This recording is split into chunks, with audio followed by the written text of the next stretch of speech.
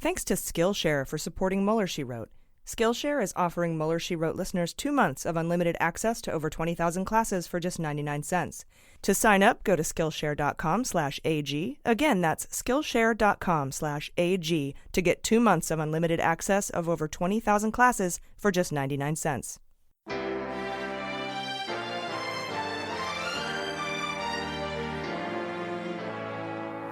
So to be clear, Mr. Trump has no financial relationships with any Russian oligarchs. That's what he said. That's what I said. That's obviously what our position is. I'm not aware of any of those activities. I have been called a surrogate at a time or two in that campaign, and I did not have communications with the Russians. What do I have to get involved with Putin for? I have nothing to do with Putin. I've never spoken to him. I don't know anything about him other than he will respect me.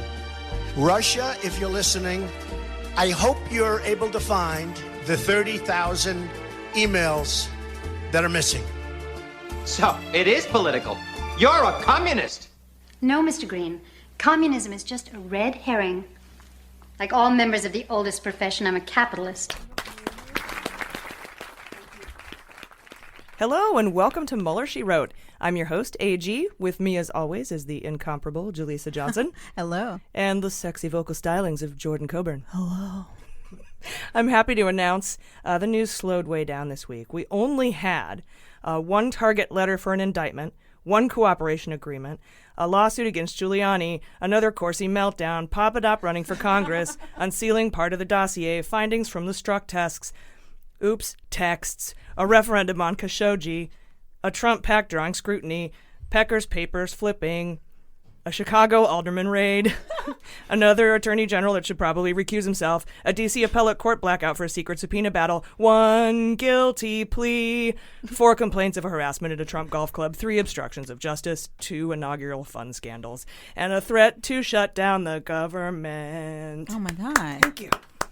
That was incredible. Thank you. We'll be back next week. Impressive. Yeah, that's all we should do from now on. Just in song. Just sing it? Yeah. All right. I like it. Did you practice with the cats or the pup? No. Nice. Just that text part got away from me, but that's okay. Beautiful. Struck texts is hard to say.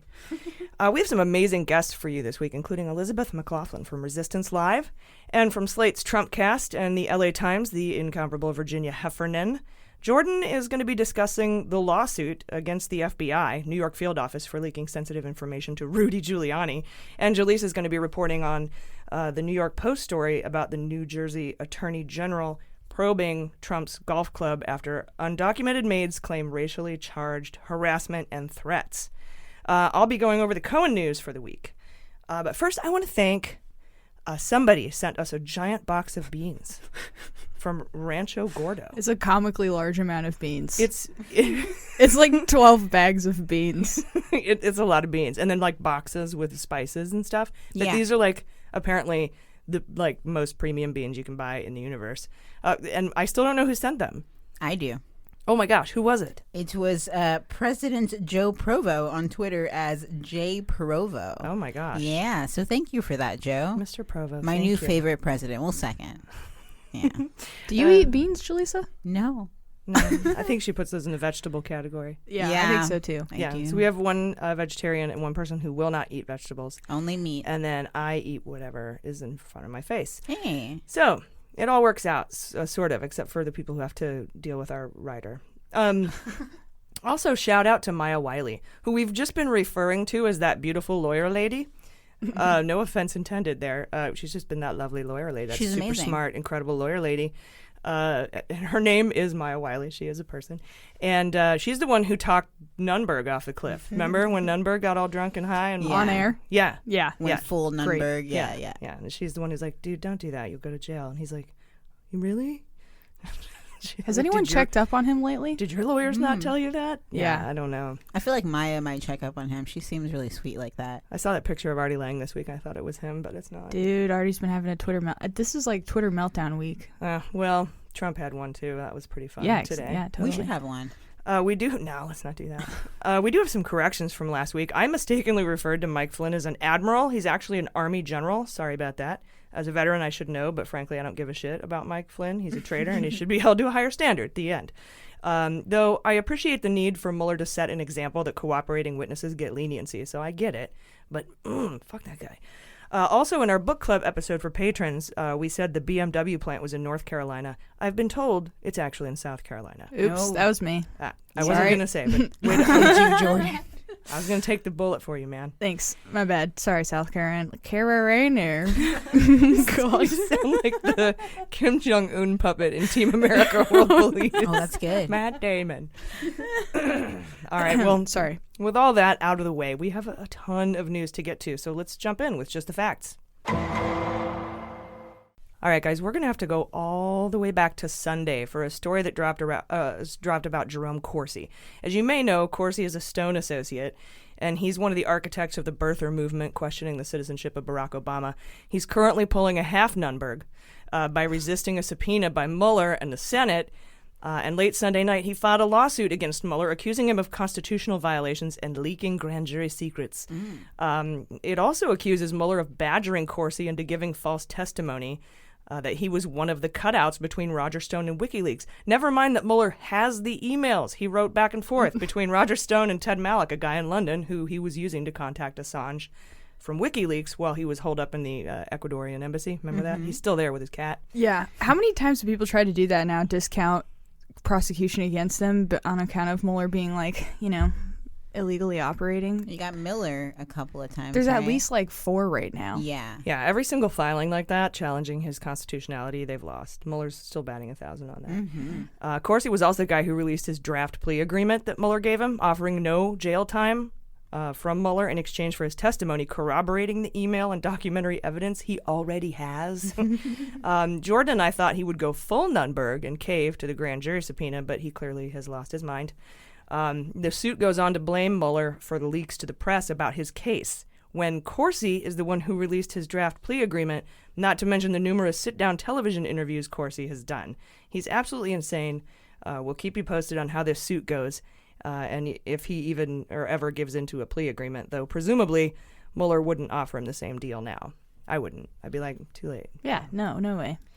Then Monday, NPR reported that it had appeared Maria Butina. I've been saying Butina. Apparently it's Butina. Yeah, the whole news is doing that now. Butina. Yeah, Butina. Yeah. Well, we called him Mueller when we first started. So True, yeah. We're correct. Anyway, NPR reported that she was going to change her plea from not guilty to guilty, and on Wednesday she obliged. So congrats to everyone that had a Butina plea agreement on their fantasy indictment league.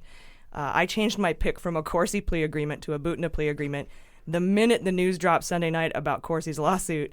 And not only did Butina agree to plead guilty to one of the 2 counts she was initially charged with, but she signed a cooperation agreement. And this is amazing. A Russian has agreed to work on behalf of U.S. intelligence and law enforcement. And what's amazing about it is that one of the last paragraphs of the deal says that she will be deported back to Russia when the government is done with her. And at first I thought they'd probably disappear Butina when she got back to Russia. But Russian state television is now accusing the United States law enforcement prosecutors of torturing her, despite her defense lawyer asserting she's in great mental health. So she may return to Russia the way Anna Chapman did, as a hero. And Anna Chapman was one of those 10 Russian spies living in the U.S., working to undermine U.S. intelligence and U.S. government. And they were all caught by Peter Strzok, by the way. Now the agreement and the plea itself, it doesn't have a lot of new information, guys. I'll be honest. If you're an MSW listener, you've heard all this. It mostly mirrors the charging document we broke down in detail a few months ago when she pleaded not guilty. We know she wrote a whole plan to infiltrate the NRA. We know that Paul Erickson, her Republican boyfriend, Beauty and the Beast guy, helped her write the plan. Yeah, her NRA beard. We knew she arranged the prayer breakfast and the 2015 trip of NRA officials to Moscow, which included several high-ranking NRA officials like the president and the soon-to-be president.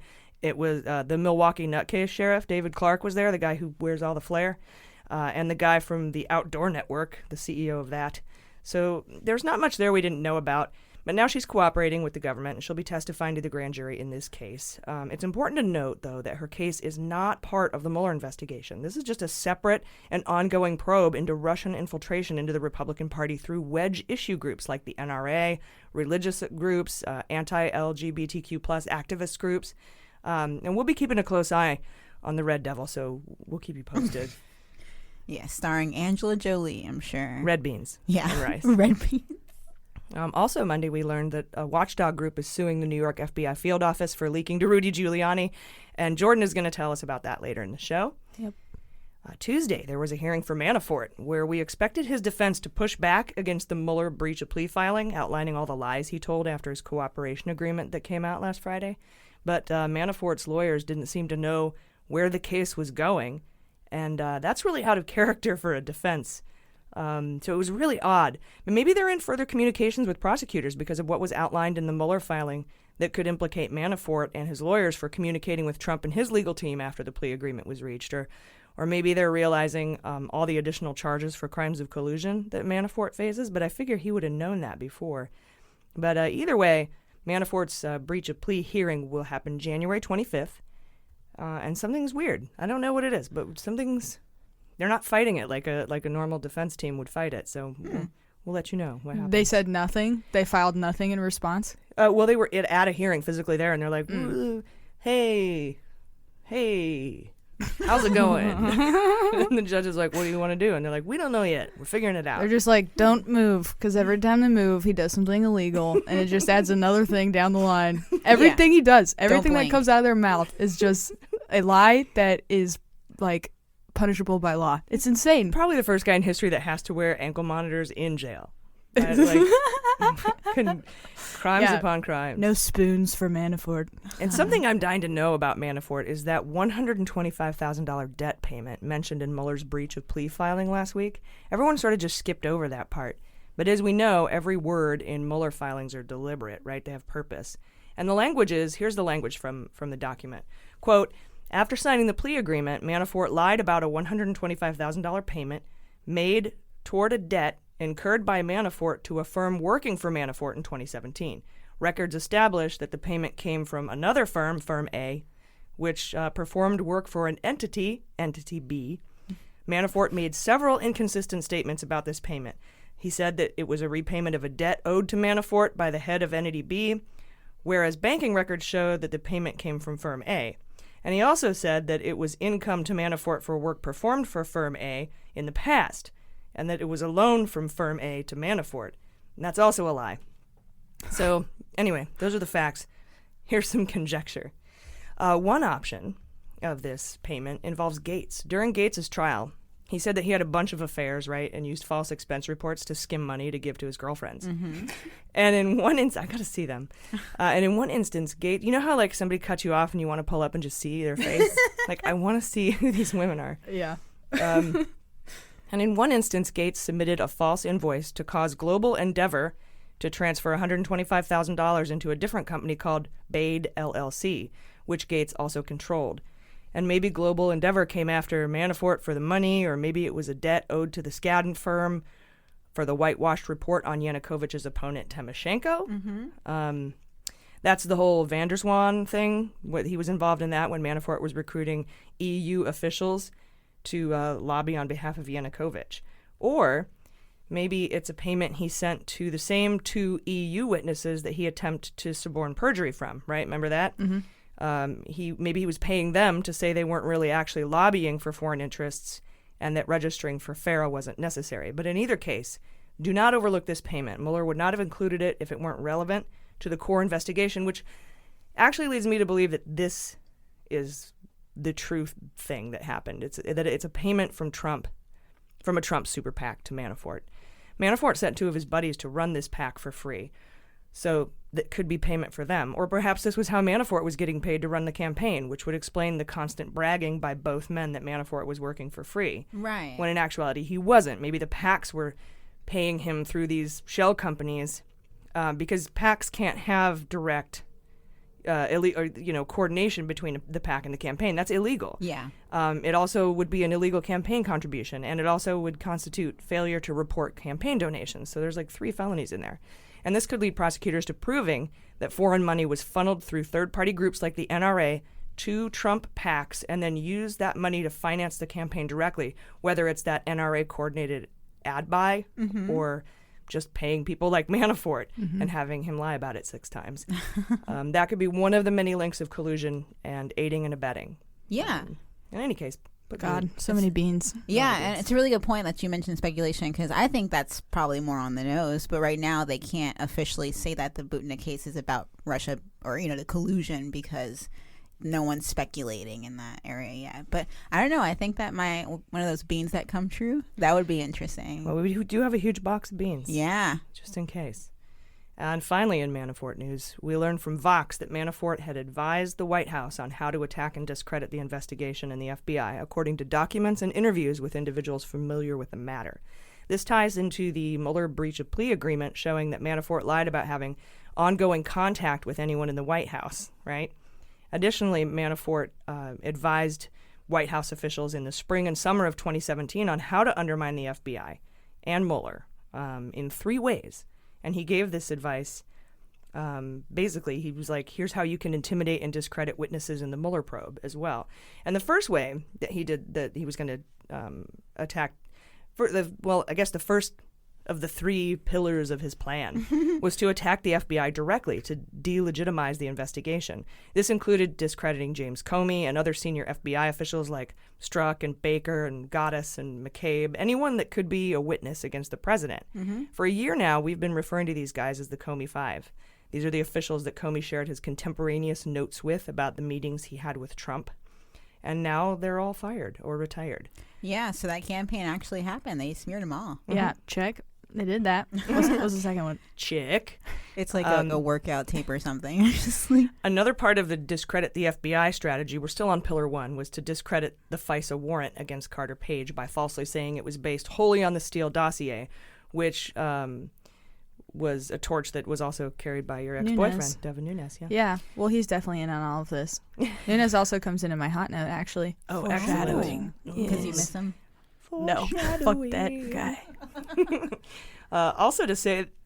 Also, another thing was to say that Obama was wiretapping him. Remember that thing? That was a lie. So that was a strategy from the pillars of Manafort's plan? Of the first pillar of the FBI. Crazy. One of 3 pillars. The second strategy, we're on Pillar 2 now, is to discredit the investigation by attacking the DNC. And they did this mostly with the express assistance of Matthew fucking Whitaker when they tried to discredit Alexandra Chalupa. She's a pro-Ukrainian strategist in the DNC. So they spent a lot of time trying to just fuck her life up. Yeah. Finally, the third pillar, attack Clinton and the dossier. That strategy helps undermine the FBI and the FISA warrant against Carter Page. So all of this amounts to conspiracy to lie, aid and abet, and possibly obstruct justice. And all of that coming to light might explain why Manafort's lawyers, aside from the fact that they're also in trouble for improper communications with the White House, didn't know how to act in that Manafort hearing this week. They're like, which crime? We can't even remember. Yeah. But one thing is for certain, Manafort is... Fucked. Nice. I don't know how I feel about that one. I'm a little hoarse today, guys, but for not knowing it was coming. Yeah. Well done. We should have known. So many people were fucked this week. We never plan it. AG always throws it on us, which I like. It's always Manafort. Yeah. Good point. We learned Tuesday that William Barr, who Trump nominated last week to be the new Attorney General, might have to recuse himself from all things Mueller. According to reporting from NBC, Trump actually reached out to Barr because he wanted him to be his lawyer, his personal lawyer for the Russia investigation. And that outreach could pose a conflict of interest. I say it does. Good, responsible journalism says it could. But I have no doubt that any Democrats in the Barr confirmation hearings will ask for his recusal based on the personal consideration as Barr for Trump's Russia lawyer. Legal beans. All right, this is good. On Wednesday, I have to get ready. Wednesday, 44 former Republican and Democratic senators penned a letter to current senators urging them to stand in defense of democracy. Here's what it says. I'm just going to read you the letter. It's pretty good. I feel like I need music. I feel like I need like the suspense is building for sure. Yeah. Like so like an Independence Day type of monologue. Yeah. All right. As former members of the U.S. Senate, Democrats and Republicans alike, it is our shared view that we are entering a dangerous period, and we feel an obligation to speak up about serious challenges to the rule of law, the Constitution, our governing institutions, and our national security. We are on the eve of the conclusion of Special Counsel Robert S. Mueller III's investigation and the House's commencement of investigations of the President and his administration. The likely convergence of these two events will occur at a time when simmering regional conflicts and global power confrontations continue to threaten our security, economy, and geopolitical stability. Trump is not going to understand most of these words. I know. You lost them at Robert Swan Mueller. Yeah. Here we go. It is a time, like other critical junctures in our history, when our nation must engage at every level with strategic precision and the hand of both the president and the Senate. We are at an inflection point in which the foundational principles of democracy and our national security interests are at stake, and the rule of law and the ability of our institutions to function freely and independently must be upheld. During our service in the Senate, at times we were allies and at other times opponents, but never enemies. We all took an oath swearing allegiance to the Constitution. Whatever united or divided us, we did not veer from our unwavering and shared commitment to placing our country, democracy, and national interest above all else. At other critical moments in our history, when constitutional crises have threatened our foundations, it has been the Senate that has stood in defense of our democracy. Today is once again such a time. Regardless of any party affiliation, ideological leanings, or geography, as former members of this great body, we urge current and future senators to be steadfast and zealous guardians of our democracy by ensuring that partisanship or self-interest not replace national interest. Wow, that's beautiful. Yeah, he's not going to understand any of that. No. He needs, you know how like there's ESL translators? He needs someone that just sits there with like a big like white paper pad and just draws pictures. Somebody just like a Pictionary version of "Don't be a dick." Exactly. Yeah. Yes, that's like beautiful. That was bipartisan, you said? Yeah. And Amazing. they're leaving Congress? So. 44. No, these are 44 senators that aren't senators anymore. Okay, 44 former senators. Yeah, Mm-hmm. which is still beautiful, but I wish it were like the current body. That Well, would be more. they're talking to the current body. Yeah. They're saying, "Hey, you guys, better listen." I'm just worried they won't listen. I'm so weary about the Senate. I know you've mentioned before that you like. Well, it's them harder more now because of the last election. True, we won the House by the biggest margin in midterm history of the history of midterms, 9 million plus votes. Wow. But in the Senate, we lost a lot of centrist Republicans and moderates to even be pushed more toward like Trump sycophants. So yeah. It is not the best in the Senate, but there's some good news coming up in the second part of the show about something that the resolution that the Senate voted on this week. I think it'll make you guys all happy. Okay. So stick around. We'll be right back. Hey, Mueller Junkies. Skillshare is an online learning platform, and I absolutely love it. It's got over 20,000 different classes you can take in art, design, business, and technology, which is really important to me because now that I'm done with school, right? But you can't just stop learning. I'm really big on lifelong learning, and that's why I really enjoy using Skillshare. In fact, Jordan, you went on and checked out, what class was it that you were taking this week? Yeah, I took a class on how to not procrastinate, which is a huge problem in my life. I have a lot of stuff going on. I'm really bad at prioritizing time. My brain's all over the place. So I needed a resource to teach me how to list out how I can do things, skills for doing that.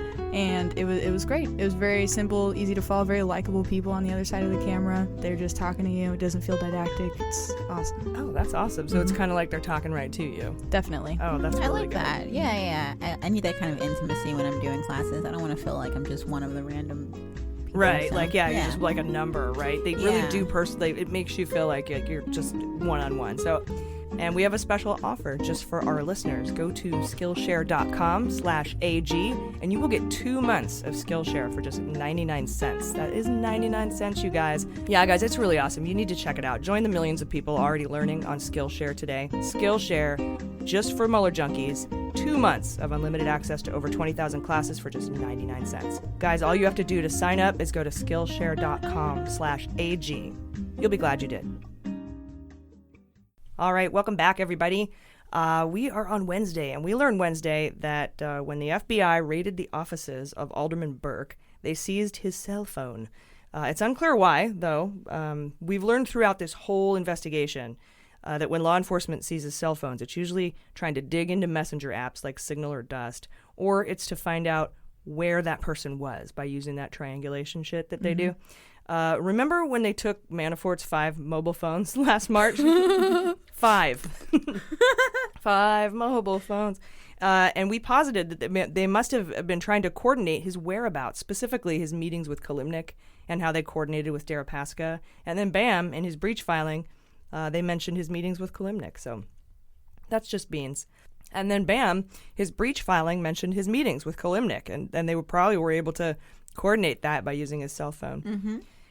We learned Friday, though, that Burke's office was raided a second time on Thursday night. Because Friday morning, Alderman Burke came into work and he parked in the back and he just didn't say anything. It was 2 weeks ago that they raided his office and papered over the front doors and the windows. And they not only raided his City Hall office, but his ward office as well. And when asked for comment, Burke said, I don't have any reaction. You know about as much as I do. So that's kind of weird. I'm sure. Yeah. No reaction? You have no idea what this is about. Rolling through all the crimes, like which one did they get me on? Yeah. Then Tuesday night, Flynn's defense document came out, and there was a massive appendix, first of all, full of letters of support from family and friends and shit, and then there was a separate filing of his military accomplishments. What the hell is that? These are my awards, Mother. From Army. The seal is for marksmanship, and the gorilla is for sand racing. And those military records were super redacted. They didn't even bother making the black bars. They just solid black page. Total waste of toner. And just covering up where he waterboarded people, probably. And most of the rest of the document sounded a lot like Mueller's filing that came out last Friday, saying, he's a lieutenant general, long and decorated past. He's cooperated super hard with investigators. He loves his wife. But then it got pissy, okay? Flynn's lawyers started to outline a defense, saying it was the FBI's fault that Flynn lied to them because they did not tell him it was a crime to lie to them ahead of time. Yeah, I've heard that excuse before in relationships. You didn't tell me. You didn't tell me I couldn't stab your dog in the eye. I figured that was just known. Did that happen, AG? No. It's very specific. Sounded very specific. Just pulled it out of nowhere. It also mentioned, first of all, by the way, by name, it mentioned McCabe and Strzok in an apparent effort to make sure everyone knows that those two guys were involved because they're whipping boys for the Republican Party. According to the filing, McCabe called Flynn and said, hey, sending two guys your way, finger guns. You can have McGahn present if you want. And Flynn asked if it was about the Russia stuff. He just straight up said it. McCabe goes, yep, that's right, buddy. To which Flynn said, no need to have McGahn there. And then Strzok and another guy showed up. And frankly, if they weren't only interested in throwing out Strzok's name, like I said, who the GOP has been trying to unsuccessfully discredit for months, they would have mentioned the other guy's name. But they didn't. Exactly. Because they're assholes. Yeah, it's not fair that McCabe is getting short into this. Or Strzok, yeah. Yeah, or Strzok, There are like 8 guys involved, and like McCabe and Strzok and 6 guys. And it's like, I know what you're fucking doing. The scapegoats, you're right. Yeah, so it then said, it went on to say Flynn was treated well, and the meeting was congenial and happy, and he felt relaxed and jocular. And Flynn's lawyers, that sounds weird, and Flynn's lawyer, like they played like a jock. Foosball or something. Yeah, jocular. And Flynn's lawyers accused the FBI of a shady interrogation tactics by making Flynn so comfortable and not telling him lying to them is a crime. And this really pissed me off, as you know, if you follow me on Twitter, because I tweeted before this filing a couple nights ago that if I were Mueller, I would bite back in my response filing, which was due Friday by 3 p.m. Eastern Time. Well, beans come true because Mueller hit back in a 7-page pimp slap saying... Quote, a sitting national security advisor, former head of an intelligence agency, retired lieutenant general and 33-year veteran of the armed forces knows he should not lie to federal agents, unquote. And sad that he even has to say it, but also just very beautifully written. It is. And I wanted him to because I was like, you had no jail time. Mm-hmm. Why did you have to be an asshole? Why did you have to be a little dick about it? Was it his lawyers, or do you think it's coming from Flynn more than anything? Well, his lawyers would have had to approve it. Yeah. They wrote it. Mueller also brings up the fact that Flynn had cooked up these lies weeks earlier when he told them to the public and then to Mike Pence. So basically, girl, please. My favorite part is at the end. Instead of saying no jail time, Mueller subtly switches to recommending sentencing on the low end of the guideline range. Ooh. And what's weird is that mainstream media, CNN, they're all saying Mueller's still recommending no jail time, but that's not how I read it. The first recommendation, the first filing said this, quote, given the defendant's substantial assistance and other considerations set forth below, a sentence at the low end of the guideline range, including a sentence that does not impose a term of incarceration, is appropriate and warranted. Right, that's the first thing he said, right? But in the second filing, after Flynn went after the FBI, the language changed. It now reads, quote, his cooperation in military service continued to justify a sentence at the low end of the guideline range. Ooh. Period. Yeah. Mueller took out the language, including a sentence that does not impose a term of incarceration. And I think that that's significant. I think it's so, a too. huge difference. And I don't understand why mainstream media thinks it's the same. I happen to think that the judge won't take too kindly to bad-mouthing the FBI either and might just give him jail time. And Joyce Vance actually said on Maddow that Judge Sullivan, has been known to give jail time even when both sides say it's not necessary. Yeah, I think mainstream media isn't often very keen to things. They cover things well often, but just not very in depth. That's why I think there's a difference here. It's like they don't pick up on the little details like that. And I think it is just important what Mueller's not saying. But they normally don't do that speculation. Yeah, they're like, it's the same. I'm like, no, it's not. It's I don't not think the so same either. at all. It's Yeah. very different. It's subtle, but subtlety is everything. Absolutely. Why are there like a lot of liars that are doing that, trying to like accuse them of suborning perjury on themselves or something? Like they led me into lying. It's like, what? Yeah. No, you're public servants. You absolutely know this. And it's like if you rob a bank and then you just make it past the censors and you're like, and then you sigh and celebrate or something, and then it sets off the alarm. That's a very long-winded analogy, but you get my point here. I get just keep the bit going. Yeah. I've told my ex before, like, you made me do this. It's like, no, it's my fault. Like, oh, well, yeah. I just mean, like, he was already there. He was already past the finish line. Yeah. All he had to do was just shut the fuck up about most it. importantly, Yeah. And just then, stand there in his uniform like a fucking guy and be like, I was in the military. Here's all the shit I've done. be a good boy and just be quiet. Salute. Thank you. Yeah. And he might have gotten no jail time. But instead, he got all saucy for some reason. Saucy. I wonder why. Yeah, these people are getting cocky. Also, like, Papadop, too. Now he's saying he's going to run for Congress. Oh, we'll get there. Oh, good. Ugh. Oh, God. Ooh. Anyway, put beans on that. He's going to be sentenced on December 18th, you guys, this week. He was going to get no jail time. He was going to probably get a year of probation, maybe some community service. Yeah. Which is funny because he was in the military for 33 years, but like, what are you going to do extra? Would you, like... that you didn't do already? What would you do if you saw Flynn picking up trash on the side of the road? I would laugh. I would point and laugh. The way I point and laugh at dogs that poop on the side of the road. I would at least take a picture. I'd feel a little bad about it, but I'd do it. I wouldn't. Don't feel bad, man. He's a traitor. There's this, sorry, really quick. There's this whole argument about how giving them no jail time will be good because it will incentivize people in the future to cooperate. But I say give them like still jail time, but then just give the other people more jail time. Why don't we just do that? No one should get off with no jail time. This is the first big one, though. And he cooperated. He's the first person to cooperate hard and fast and often and truthful and steadfast, right? And so Mueller is rewarding him. And I think that's why they subtly took out that no incarceration part instead of saying, fuck you, I recommend jail time now, bitches. Double barrel middle fingers, eat shit. Yeah. They're basically doing I'm just that, more a though. fan of the SDNY approach, I think. Like, fuck these people. They knew what they were doing. I'm not going to give you the worst sentence that you could get because you cooperated, but you're still a piece of shit that did this. Yeah. And this is why jail time exists. And there's so many people also that get incarcerated for like... And speaking of Cohen, yes. he was sentenced Wednesday, and I've got a whole thing on Cohen in Hot Notes. So stick around for that. So we learned Wednesday that the Trump inaugural is under criminal investigation now. And joining us to talk about that is former securities fraud litigator. She practiced in the D.C. Circuit Court and in the Southern and Eastern Districts of New York. And she's the host of Resistance Live, Elizabeth McLaughlin. Elizabeth, welcome to Mueller, She Wrote.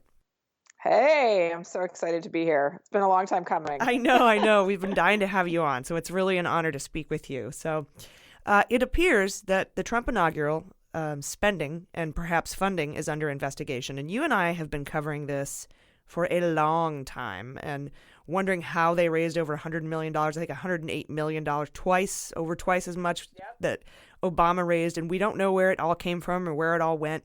I think the only other person in mainstream media that has been like wondering about this is maybe Rachel Maddow. And I was hoping you could tell us briefly what this investigation is about and what's new here about it. Yeah, so you know this as well as I do. There have been questions about this inaugural fund going all the way back to like the week after the inauguration. So, all the way back when Sean Spicer was still screaming and turning beet red about the size of the crowd. I've been wondering forever about where this money came from. And there's been a lot of speculation from the very beginning about some of these payouts. One of them went to this friend of Melania's, and no one really exactly understood what it was for. And then there were huge amounts that were missing, like millions and millions of dollars that sort of seemed to be unaccounted for. So there's been red flags around this, as you know, for quite some time. But the big breaking news this week, in two separate reports, has been that the inaugural committee, the inaugural fund, is now under investigation as a part of Mueller's scope. And it's curious. So there's two things about it that are new. The first is that apparently in the raids on Michael Cohen, the feds found tape where he seems to be talking to this friend of Melania Trump's who got all this money out of the inaugural about whether or not. Now, is that the one? Sorry to interrupt. Is that the one that got almost $26 million? Yes. Okay. Yes. And apparently the two of them are on tape having a discussion about whether or not the payment is legit. So that in and of itself is a big question mark. You got to love Michael Cohen taping all of his crimes. I mean, come on. It's fascinating. He must have at some point either thought he was going to get blamed or that he was going to have to plead out. But in any event, I think honestly, I think the part of that is that everyone who's worked with Trump knows Trump just doesn't stay loyal. And I think he might have come to the conclusion that I better get all this shit on tape. And he didn't destroy a bunch of documents he was supposed to destroy. And it's like this huge political Aaron Brockovich situation. And I love it. Well, I do too. And, as a former securities litigator, it's insane because, anybody who I ever deposed or cross-examined, these kind of documents, let alone recordings, would be such fodder for a plaintiff's attorney or a prosecutor. It's kind of nuts, it's a mother load. It's like it's the mother load. Yeah. It's insane.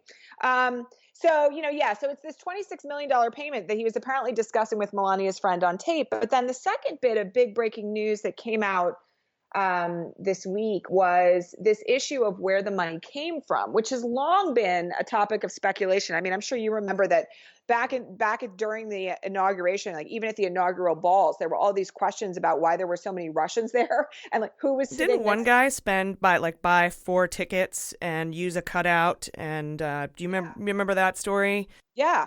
Yeah, and meanwhile, and I just think this is funny, I had a history teacher who was like, you have to think about what else was going on in history. We're at the inaugural. There's a bunch of Russians who bought tickets using cutouts, and Ivanka sitting next to this woman, and meanwhile, Flynn is over texting Copson on the dais about building reactors and tearing up sanctions with the help of Russia in Saudi Arabia. So it's just like, what? Yeah, and that in and of itself was bizarre because there were questions about why you would do that. Right? If you were not trying to buy political influence. So, and there, Ivanka Trump had I can't remember if it was somebody's wife or girlfriend, some major Russian oligarch's wife or girlfriend sitting basically next to her at the inauguration. So there's been questions about where the money came from for a really long time. It's, I've said over and over again to friends of mine and also on my own broadcast, just that, if you ever tried to sell this as a movie script to Hollywood, it would have been rejected out of hand because it's so crazy. It's so crazy. Yes. Well, that and there's just too much. You would have to do like a Lonesome Dove 8-part miniseries for 16 hours or like a Game of Thrones. But I think Mueller writes a lot faster than George R.R. Martin seems to. So that's true. That's true. I think the credibility would have been an issue were it fiction, honestly. And that's what makes it crazy to me that it's actually reality. Anyway, the second investigation that's really curious, and this is the one that I'm kind of following with bated breath because it added a new jurisdiction. It added my old jurisdiction actually to the investigation, is this issue of the Qataris potentially buying into the inaugural fund. And is that the Eastern District of New York now? Yes, which is Brooklyn. So, I will tell you that the prosecutors that I knew in the Southern District of New York and the Eastern District of New York, they're bulldogs, right? They're not letting go of any of this stuff. And so to me, the fact that we're now in a situation where there's basically 4 separate jurisdictions that are investigating Trump and his people and some aspect of the campaign or his company or the administration or the inaugural just tells us how big this hydra has gotten at this point. So yeah, and we can't forget too that not only were these Russians buying tickets to the inaugural probably to buy influence, but we have folks like Vexelberg and Columbus Nova and InTrader donating large amounts of money to Cohen's slush fund, essential consulting. Right. It's fucking essential. And so we have all that going on at this same time, too. So that fits into it as well. And now, are you talking about the news that came out about the super PAC also being the Tom Barrack super PAC with the Middle Eastern money, or is it separate? Yeah, no, that's also something that is being investigated. And obviously, the curious thing there is that Tom Barrack was also the head of the inaugural fund. So there's right, and he's also the guy who got Manafort the job with the Trump campaign by writing that letter. Right. So the layers here are really thick. I also will tell you that as far as essential consultants go, the question I have, given how much Cohen was reimbursed, as opposed to how much those two payouts were that we know about with regard to Stormy and the Playboy Playmate, is whether or not there were more payoffs than what they were for.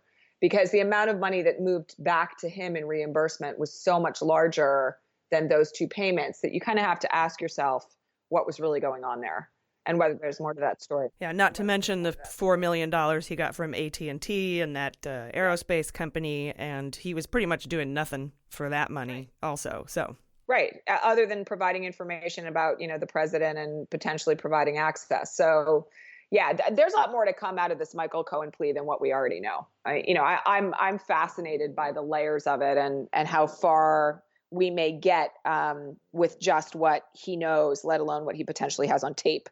Yeah, he's the glitter of this investigation. You can't get rid of it.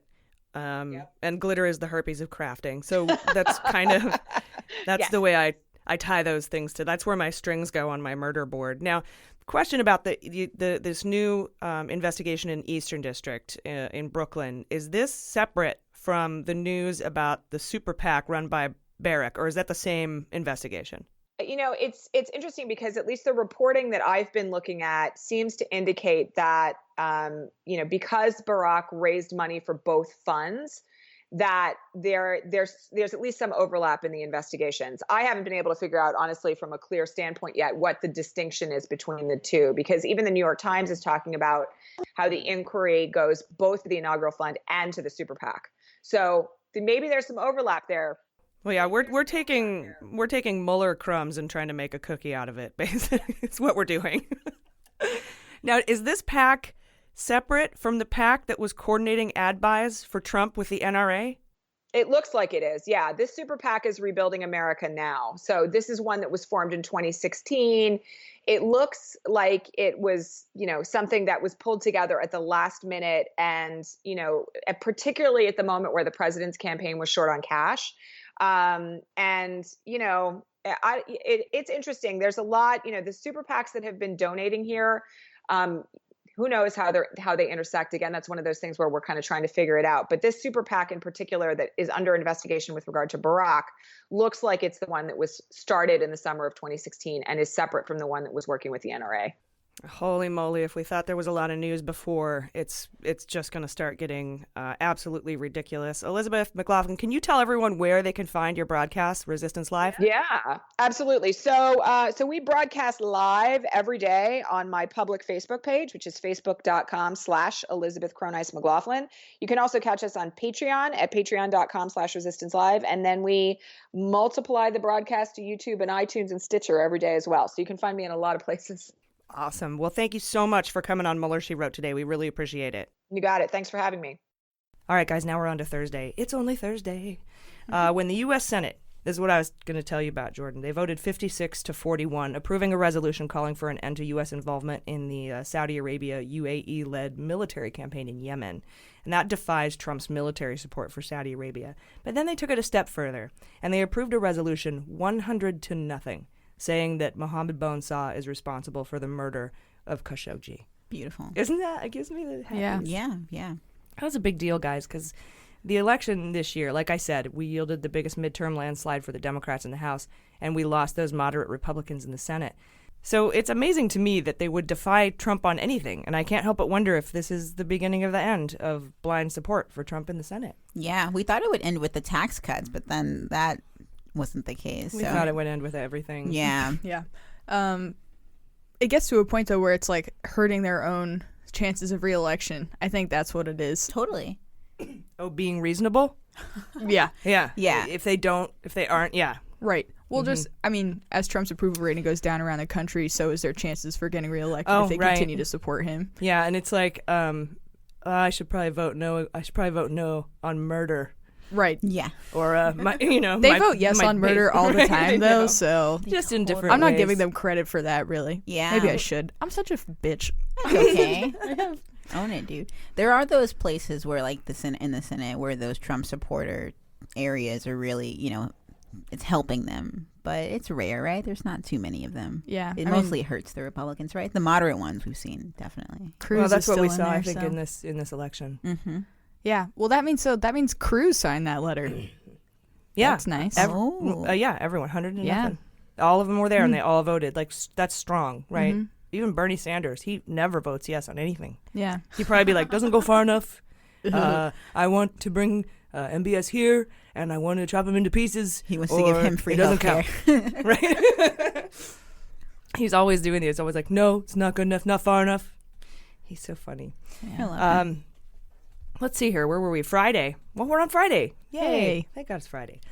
Trump named Mick Mulvaney his acting chief of staff after Chris Christie and 3 others turned down the job. Trump wanted a long-term chief of staff, but apparently he couldn't get anyone to commit to being more than in acting, and he got Mick Mulvaney, who, oddly enough, somebody dug up an old video of Mick Mulvaney saying that Trump was a giant piece of shit, terrible person. Nice. Technology is beautiful. So that'll be funny. Yeah. When Trump hears that. Also Friday, Scott Stedman reported in Medium that authorities in coordination with Mueller have sought to arrange an interview with the author of that letter that the anonymous author wrote to Adam Schiff that we dropped beans on the week before last. Remember when the story dropped? Mm-hmm. If you remember, the letter was sent to Adam Schiff and claimed that in December 2016, Papadop said that he was going to do a business deal with Russians, which would result in a large financial gain for himself and Mr. Trump. And according to the letter, quote, Papadopoulos told me that this deal with Russians would set him up for life, unquote. The author also says he or she witnessed a phone call between Trump and Papadopoulos. None of the claims have been substantiated, but it appears Congress is ready to dig into the allegations anyway. So, and in this week's What the Fuck segment, it appears that Papadopoulos has announced he's running for Congress, as Jordan, you brought up earlier. What? Yeah, that's great. And he doesn't even have a city yet. He's trying to pick a city. He's like, I could probably do. He said Orange County. Yeah, Orange County, because that seems winnable. Yeah, I have a weird theory. If he's even remotely serious about this, maybe he's looking for protection. He's like, hey, I'm already in legal trouble with all these politicians. I want some of their privilege. He wants to get a little, Yeah, cushion congressmen there. don't get as much, though. Not as much, but more than Papadopoulos is getting right now. Well, he already did his time. Yeah, but he's He still did. probably in some shit. He seems like he's got he's some another one. skeletons. It's like, yeah. lay low, man. Just for a little bit at least. Yeah. You Your life just should be got out of quiet. jail. Right. Yeah. Exactly. You fucking He's fresh idiot. out. And I hate his wife. I hate Yeah. them all. Yeah, I do. Yeah. Jordan, you're feisty. I know, man. I love it. They're fucking up our country, dude. You're like, whoa. I'm gonna cry. No, and they're okay. No, go for He it. wants to take Orange County, and then he said, "I could take Orange County because that's a congressional seat that the person just slipped in and just got in a weak midterm election." Everything he just said is wrong. It's completely wrong. There's no way that. It's also just bad. And Wrong yeah, and you bad. don't just pick a city you're not from and go try to represent it just Right. because you want to be a congressman. At least don't make it obvious, right? Wait a few years, lay low, and Yeah. then be like, hey, I've always been here. That's you what his know? wife did. She just picked a country she wanted to be from. I And still the think age she she's. wants I to still be. think she's a Deripaska boho, but I don't know. Boho. Still I like haven't- it.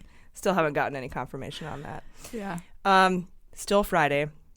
Raw Story reported that Mueller is not satisfied with Trump's written responses and still wants to interview him face-to-face, according to 2 sources familiar with the matter. As we know, no lawyer in their right mind, or even any Trump lawyer for that matter, are comfortable or would be comfortable with him sitting down with prosecutors because he's incapable of telling the truth. Yeah. Perjury trap. Yeah, whatever. And my vagina's a rape trap.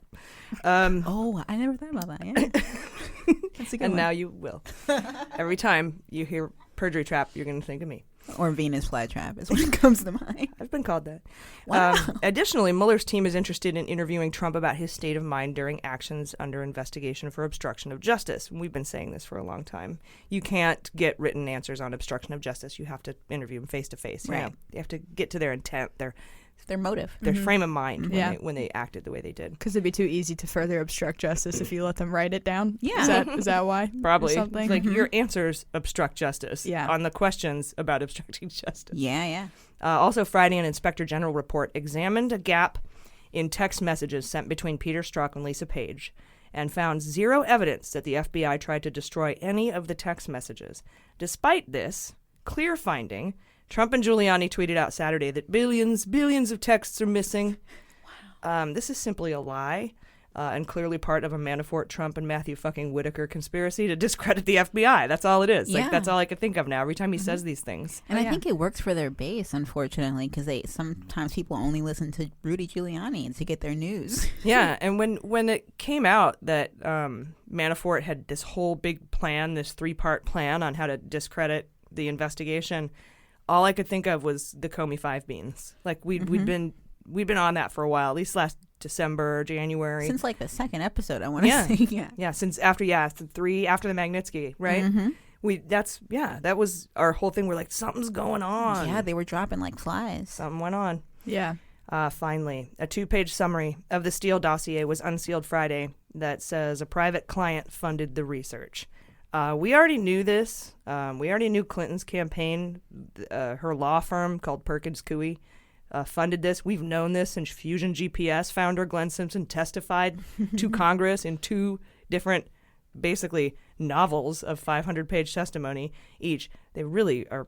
It's good reading. Yeah. And while this is not news, and we already knew all about this, and it in no way discredits the dossier or any of its corroborated content, none of which has been refuted, by the way, I'm sure Trump and Giuliani will tweet something ridiculous about it this weekend. Yeah. Look, counting down. Yeah, see, I'm innocent. Proof Hillary paid for it, off the hook, Totally witch hunt. clear. And we're like, we have known this. Wow. But all you have to say to his base is Hillary Clinton was involved, and they're going to be like, oh, yeah.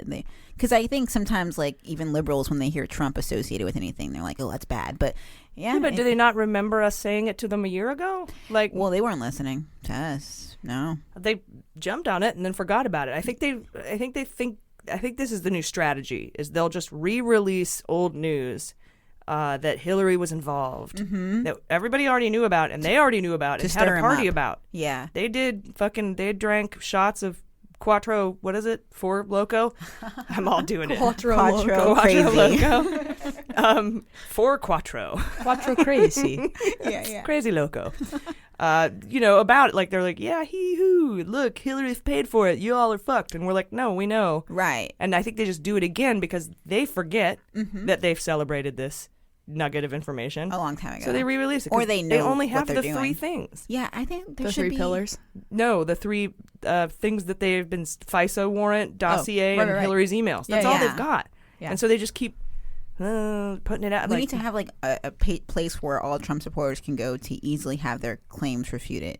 Like, I feel like there I'm should sure be an they'll argument. voluntarily go there. Yeah. Well, we'll send them there by like tricking them somehow. Like, It's called life. MAGA.com or something. They just don't listen. They just don't It'd listen. be so helpful, like, to sneak in the truth. Lube the truth for the. It's definitely that thing. I mean, like, you'll have to go undercover. As like a Tommy Lahren. Oh yeah. Type. Or for me, like, who's that? Get a wig, go in whiteface. Yeah. Walk in and just go undercover. Take about a year to earn their trust. Really infiltrate it. Yeah. Right. And then you just start sliding in. I'll do a YouTube vlog. They'll never catch on. Say Jesus spoke to you and told me to tell you this.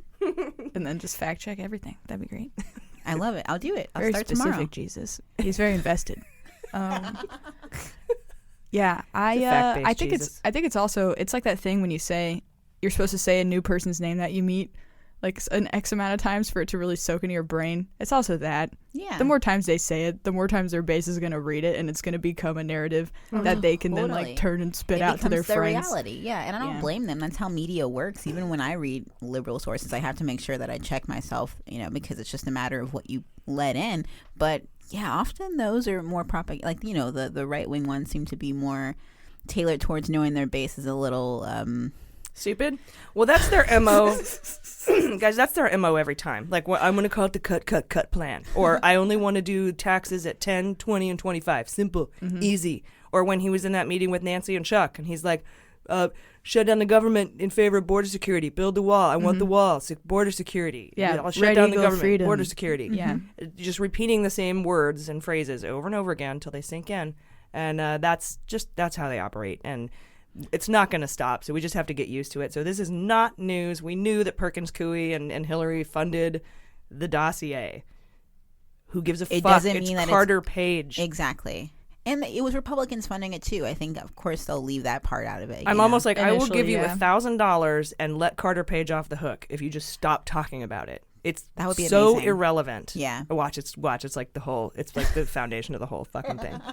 Watch. Oh yeah. Little fucking fishing hat guy like started this whole shit. Right. Yeah, I don't even know. All right, guys, we'll be right back.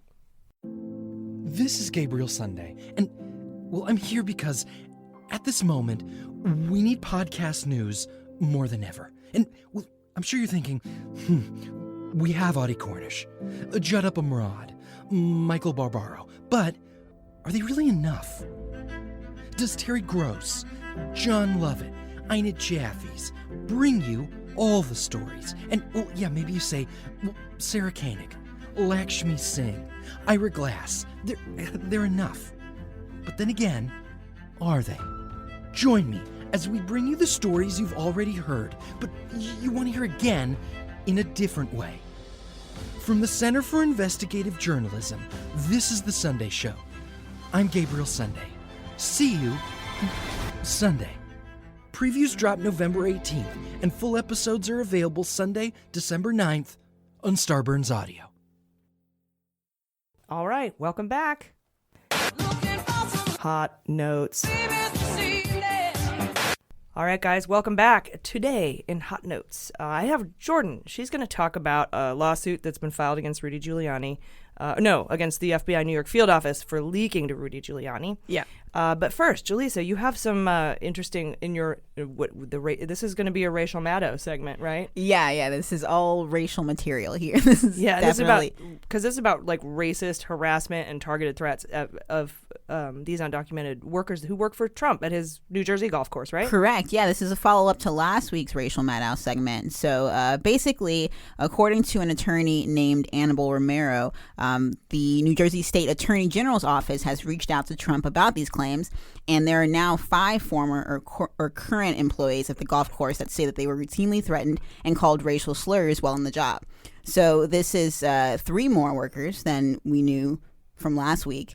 And even though 2 of them have declined to give their names out of fear of, being fired or something, the other woman, Gilberta Dominguez, is from Mexico. And she said she was also a victim of racial slurs, threats, and was set up with fraudulent papers while working for Trump. So that's by somebody within the organization? Yeah, the employees, the supervisors. Now, because these women have come forward, New Jersey's top law enforcement agency is looking into all of this. And Romero said in a statement, quote, "These are elements of federal crimes, and it's important that the state attorney general's office or federal authorities investigate this case. Not to mention the main accuser, Victorina Morales, we mentioned her last week. She's still working at the golf course, like right now, probably as we speak. And it's troublesome because he says that they're concerned that they might be coerced into not speaking out, because apparently they're showing up for work and everybody's like, oh, it's okay, it's going to be fine. Like, even though they know they're being legally looked into, they're just like, just chill out, don't quit, don't flee to Mexico. And it's just got to be so awkward, too, for Victorina to show up to work knowing that all of this is blowing up, and she's encouraging other people to speak out. So it's like a little movement that's starting over there. And that's cool. I hope it gives people, other people who work there, and it looks like it's working, gives them the courage to come forward too. Exactly. That's kind of the new update here, is that since last week, there's been more people that have felt comfortable speaking out. Even though some of them are doing it anonymously, they're still kind of adding to the number of people. So I know 5 doesn't seem like a lot, but it's just one more thing for Trump, one more thing to have to deal with and address. And Romero said these undocumented workers are still reporting to work. And he said that Trump is guilty of flagrant hypocrisy because all this time when he's doing this derogatory rhetoric towards immigrants from the White House, he's simultaneously employing these undocumented workers, and basically just claiming that he was doing it through this E-Verify thing like we said last week, but they were just literally setting him up with fake papers. So the thing he claimed was legit was just a lie, just straight up, or he's going to claim he didn't know, which is ridiculous. But Yeah, the thing about this that was interesting is that Romero actually doesn't put all the blame on Trump. He says that he really blames Congress. So to quote him, he said, "The problem continues because the work is needed. In New York City, we see undocumented immigrants in every restaurant, every construction site, every supermarket. And if Congress simply passed a law allowing them to work legally, the problem would essentially be fixed." So this attorney who's representing these women and who apparently has already reached out to Trump is not even saying that Trump is the main problem. He's kind of, pointing towards the system, which is interesting, I think, actually, because it does go beyond Trump. We talk a lot about Trump in the podcast, but I think the bigger idea is like, how are we going to revamp the system after Trump is gone, especially cleaning up all the mess that he's done. But he's just reaping the benefits of a lot of people like him. You know? I wish that they would specify that it's Republicans in Congress that are, because there isn't one single Democrat who would be like, no. Well, maybe Mnuchin. Yeah, honestly, I think it is more of a systematic issue. And I'm sorry to interrupt, but no worries. It's the Republicans in Congress that are preventing us from making immigration and becoming legal easier. I see what you're saying. You wish Romero wouldn't blame Congress as a whole if he would specify that it's the Republican Party. Yeah. Just because Democrats aren't against this idea doesn't make it not systematic. Right. That makes sense. Right. I don't want you to think that because I'm saying I would blame the Republicans on this, that I'm trying to say it's not a systematic problem. Mm-hmm. It is a systematic problem. Yes. And we cannot fix it because the Republicans in Congress block it. I agree. Yeah, that makes total sense. And 98% of people who own giant bubusinesses and employ undocumented workers are likely Republicans. Because most folks who... if you employ an undocumented immigrant and you are a liberal, you are going to pay a living wage. Do you know what I mean? That's what the thing I wonder about is like I would think so. I think more Democrats would. I wouldn't be surprised, however, if there was some Democrats that were taking advantage of it, at least because they know that it's not going to go anywhere, so they're just taking advantage of the fact that it's cheap labor. How many Democratic dairy farmers do you know from Wisconsin? That's a good question. I don't know. I know none. That's a very good point. But I'm sure. But it's I'm not saying all. But right.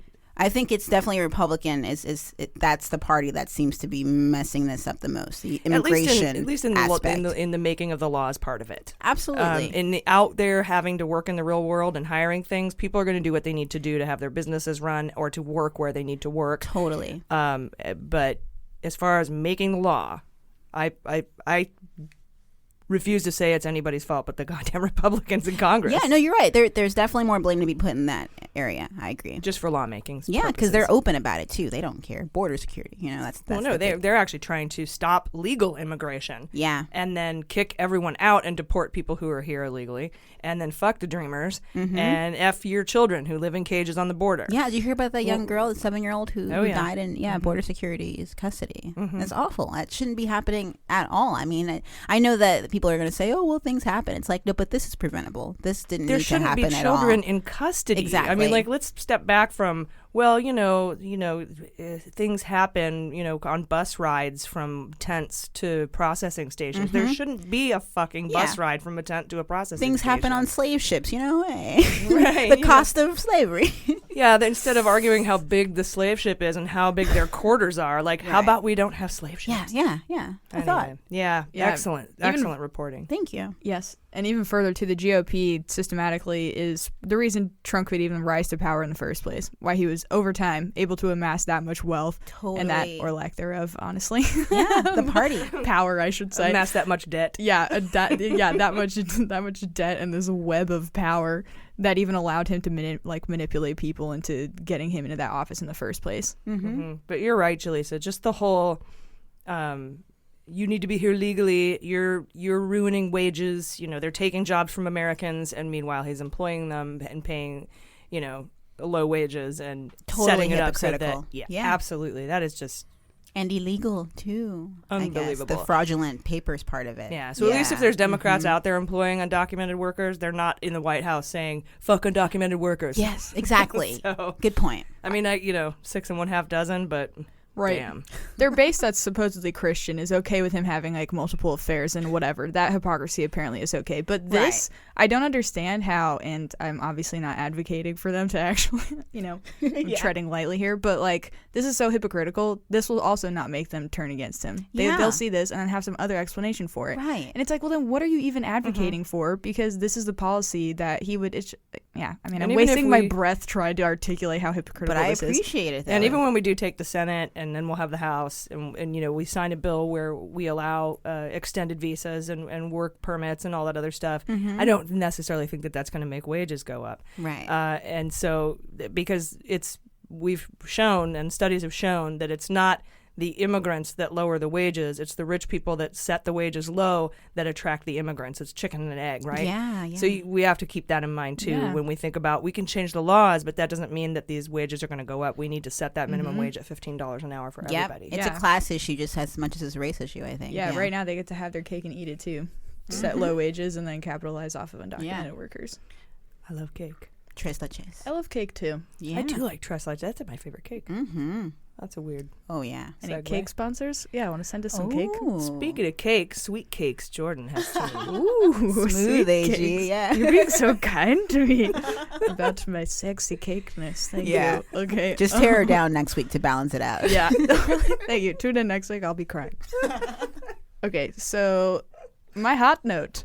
The government watchdog Citizens for Responsibility and Ethics in Washington, also known as CREW, as AG was talking about, has filed a lawsuit against the New York FBI field office for allegedly leaking intel to Rudy Giuliani in the final months of the 2016 campaign that indicated to Comey, who was then the acting director of the FBI, it indicated that he was preparing to relaunch the investigation into Hillary Clinton's use of her private email server as sex tape. So we know that. Yeah, so basically this is just us, defending our Comey as my homie stickers because we're like, yes, he came out and reopened the investigation into the Hillary emails. He wrote those letters to Congress. He did it 11 days before the election, quite possibly cost her the election. But however, did he have a choice? His hands were tied, right? Right, and this is kind of what we've been waiting for that IG report to come out on, and I think we spoke about this last week. I think they're waiting to put that out because it could have implications in the Mueller investigation, or they don't want to discredit the FBI before this whole investigation wraps up by saying they leaked, they were assholes, and they pretty much blackmailed Comey, right? So that's the whole sort of history of this. We've been on this for a while. Yeah, and that's why CREW is filing this, is because like you said, they're waiting on this report. It was supposed to come out in May. It still hasn't come out. And so they're trying the Kanye album. Just drop already. God, enough about Kanye. I'm so sorry. No, it's okay. It's nothing personal. Today. I know, dude. I don't know what happened.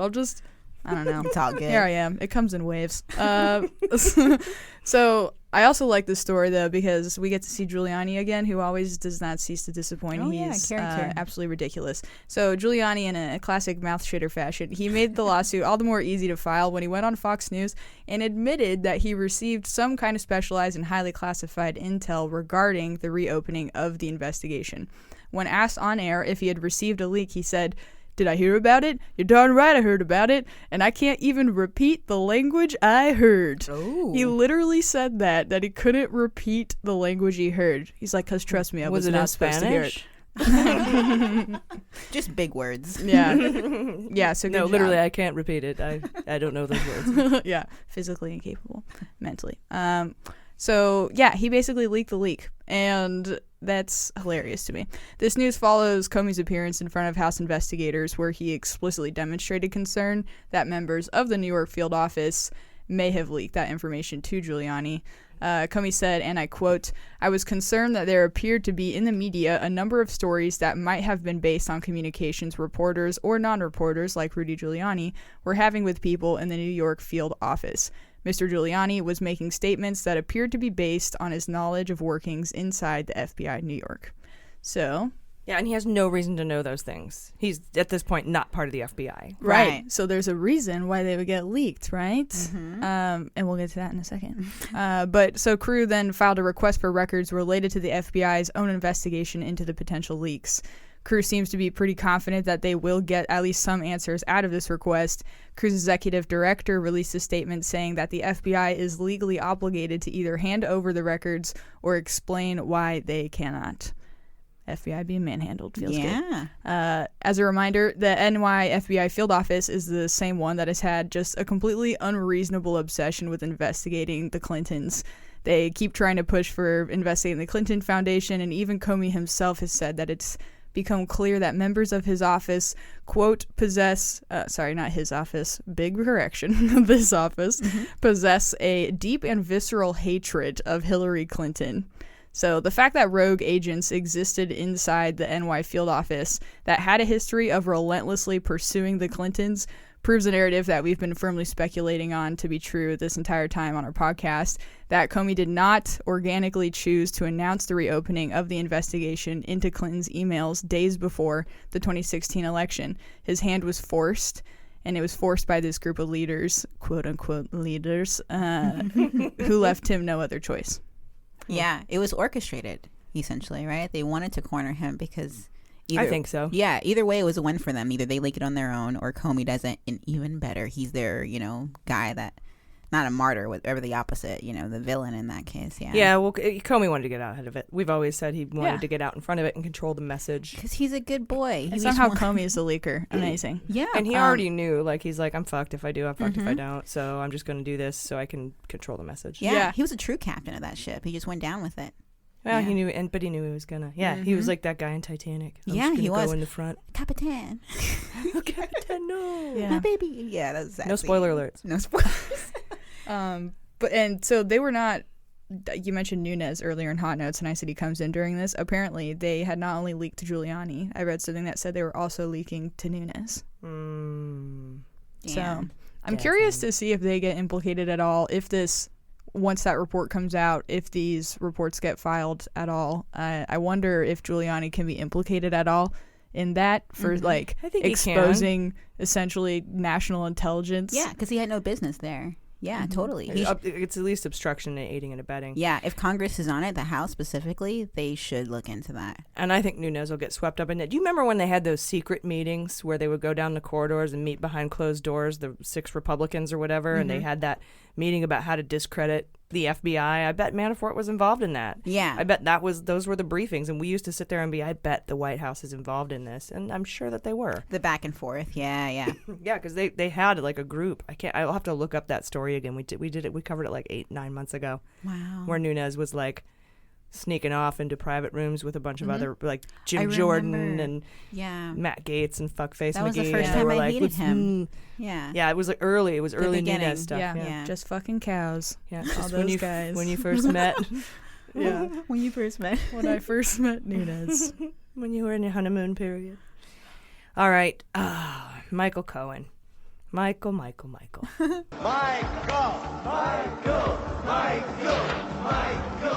All right, guys. So Wednesday of this week, the president's personal lawyer and fixer was sentenced to 3 years in prison, and we got to see some of the best courtroom sketches in the history of the world, I have to tell you. We will send them out in our newsletter. Jordan, make sure to send those sketches out in the newsletter of the Cohen case, the sentencing hearing. Got it. If you don't get the newsletter, it's for patrons, so sign up for that. Apparently, Cohen brought in his family, and he made this heartfelt plea to the judge, and he was apparently crying and choking back tears. He had to pause, like dramatic pause. He says he's been living in a personal and mental incarceration ever since he started working for Trump. He quoted a Viktor Frankl book. There are forces beyond your control that you can take away everything you possess except one thing: your freedom to choose how you will respond to your situation. Which would make sense if Trump rammed his ovipositor down his throat and laid his eggs that forced Cohen into subservient zombie-like states. But he didn't say it was his own weakness. No, he did. He actually did. This was kind of the cool part of it. He said, it's my own weakness and my own blind loyalty that led me to choose the path of darkness over light, Satan. He started crying, like I said, when he talked about his family, saying, I love my family more than anything in the world. My dad, who is here today, my mom, my in-laws, my siblings. I love the love of my life, my wife, Laura, my pride and joy, my daughter, Samantha, my son, Jake. Just Jake. Jake's not pride no and pride and joy. Jake's actually kind of an asshole, I guess. He doesn't even get the full name. Jacob? Yeah. This is Jake. That's just Jake. Those darn Jacob, all those Jakes. Yeah.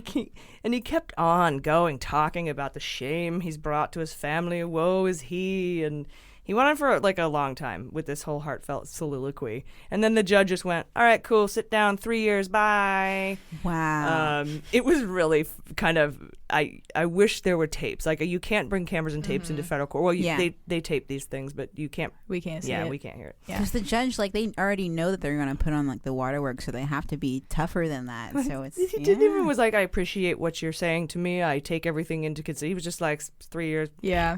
I think that was for the country, though, honestly. I think that's him trying to just reestablish his image and dignity. Totally. It was. Yeah. And Cohen had faced up to 5 years, but the sentence was meant to reflect punishment of those who repeatedly break the law while also rewarding those who cooperate. So they're kind of walking this fine line. He was also ordered to pay a $2 million fine. The guilty plea covered 2 separate cases, right? One brought by Mueller of Cohen's lies to Congress about the Trump Tower Moscow continuing well beyond the time frame that Cohen initially outlined, right? And then the other brought by the Southern District of New York over bank and tax fraud, as well as the 2 campaign finance violations. Those are the ones where he implicated Trump, saying he committed those felonies at the direction of and in coordination with the president. Incredibly, right after Cohen left the courthouse, federal prosecutors unsealed a non-prosecution agreement they penned with American Media, Inc. That's the parent company of the Inquirer, run by Pecker, who had been given some level of immunity in this case. We don't know how narrow it was, but he was given immunity. The document said that in exchange for admitting AMI paid $150,000 to a playmate in concert with Trump's campaign to suppress her story so as to prevent it from influencing the election, they would not prosecute them. That's the practice known as catch and kill, right? Where they offer someone a ton of money for exclusive rights to their story and then they never publish it. Right. The important language there is, quote, in concert with Trump and to prevent it from influencing the election. Because those are the 2 standards the prosecution has to meet to successfully charge someone with campaign finance violations. Keep in mind, though, that implicating an unindicted co-conspirator is a different level than actually charging someone with a crime. A prosecutor will not bring charges for a case it doesn't think it can win, right? But it doesn't have to prove the conspiracy to implicate them in the indictment of someone else. Oh, like Nixon, right? Yeah, so this doesn't mean that the case against Trump for these crimes would fly, right? But in the inclusion of the language stating that it was in concert with Trump to influence the election could indicate they might have evidence that's prosecutable. The AMI agreement also stated that Pecker, Cohen, and at least one other member of the campaign were in a meeting where Pecker offered to help deal with negative stories about the presidential candidate's relationships with women by assisting the campaign not only in catch and kill, but identifying these stories so that they could be purchased. Well, news came out Thursday that Trump was the other member, one of the members of the campaign that was in that meeting. He was in that room. And we actually learned this last month from the Wall Street Journal, but I guess they reported it again. Maybe we forget things. They do that a lot, though. Yeah, breaking news, and it's like not really breaking. Yeah. But interestingly, the non-prosecutorial agreement let the entity AMI off the hook, but it specifically did not exculpate the Trump organization for its role in the catch and kill, which leaves the door open for criminal liability. And then you add that verbiage in that I said, and that might be what makes it a chargeable offense. And as we know, there are only 4 people in the Trump organization that are authorized to cut checks on behalf of the company. Don Jr., Ivanka, and Eric Nosferatu. Eric can cut checks? Wow. Yeah. They probably don't let him. He's like cute little like animated ones or the cartoons. Yeah. He asked for it for Christmas one year. Can I cut checks? Or at least be allowed to. Play schools, bank.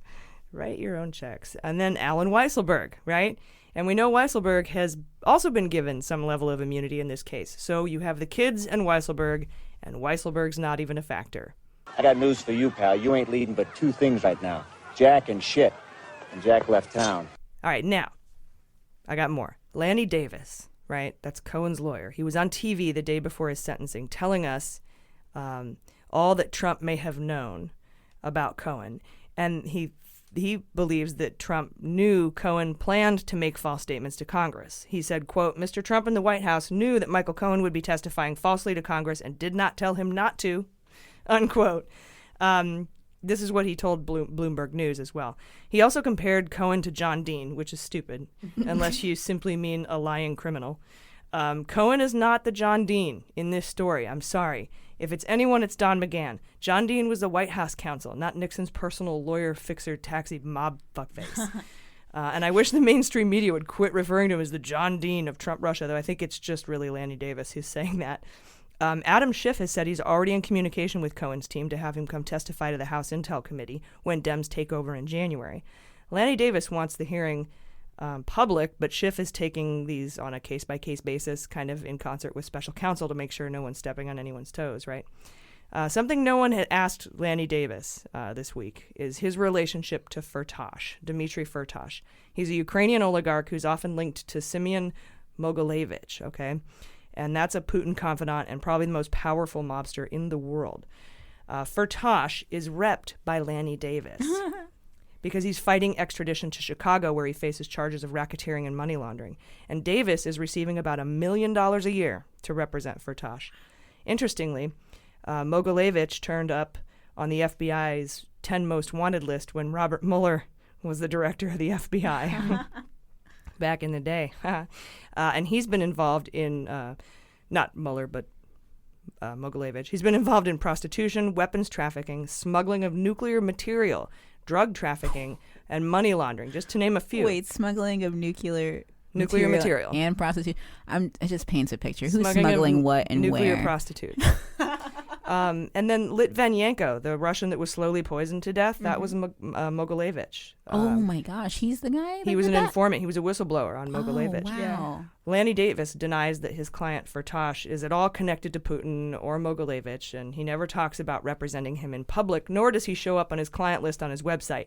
But the New York Times refers to him as the front man of the dark side. That's how they call Lanny Davis, having represented not only Firtash, but a brutally aggressive dictator in Equatorial Guinea and the Ivory Coast as well. Additionally, his client Firtash did business with Manafort while he was working for the pro-Putin Ukrainian candidate Viktor Yanukovych. We've talked about him a million times.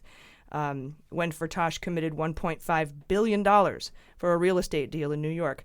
Do you guys know anyone who does real estate in New York? I don't know. Bayrock? Oh, wait, that's Florida.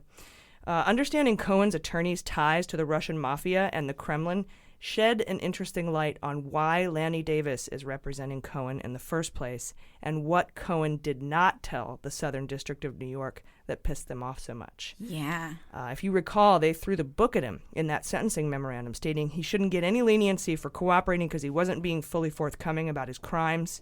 They say you have to be a legit cooperating witness, which means you have to tell us everything you've ever done wrong, and he didn't do that.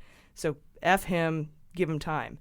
And I'm guessing Cohen knows a lot about the Russian mafia, and Lanny Davis is, this is conjecture, space beans. I think Lanny Davis is there to ensure none of that gets out. Wow.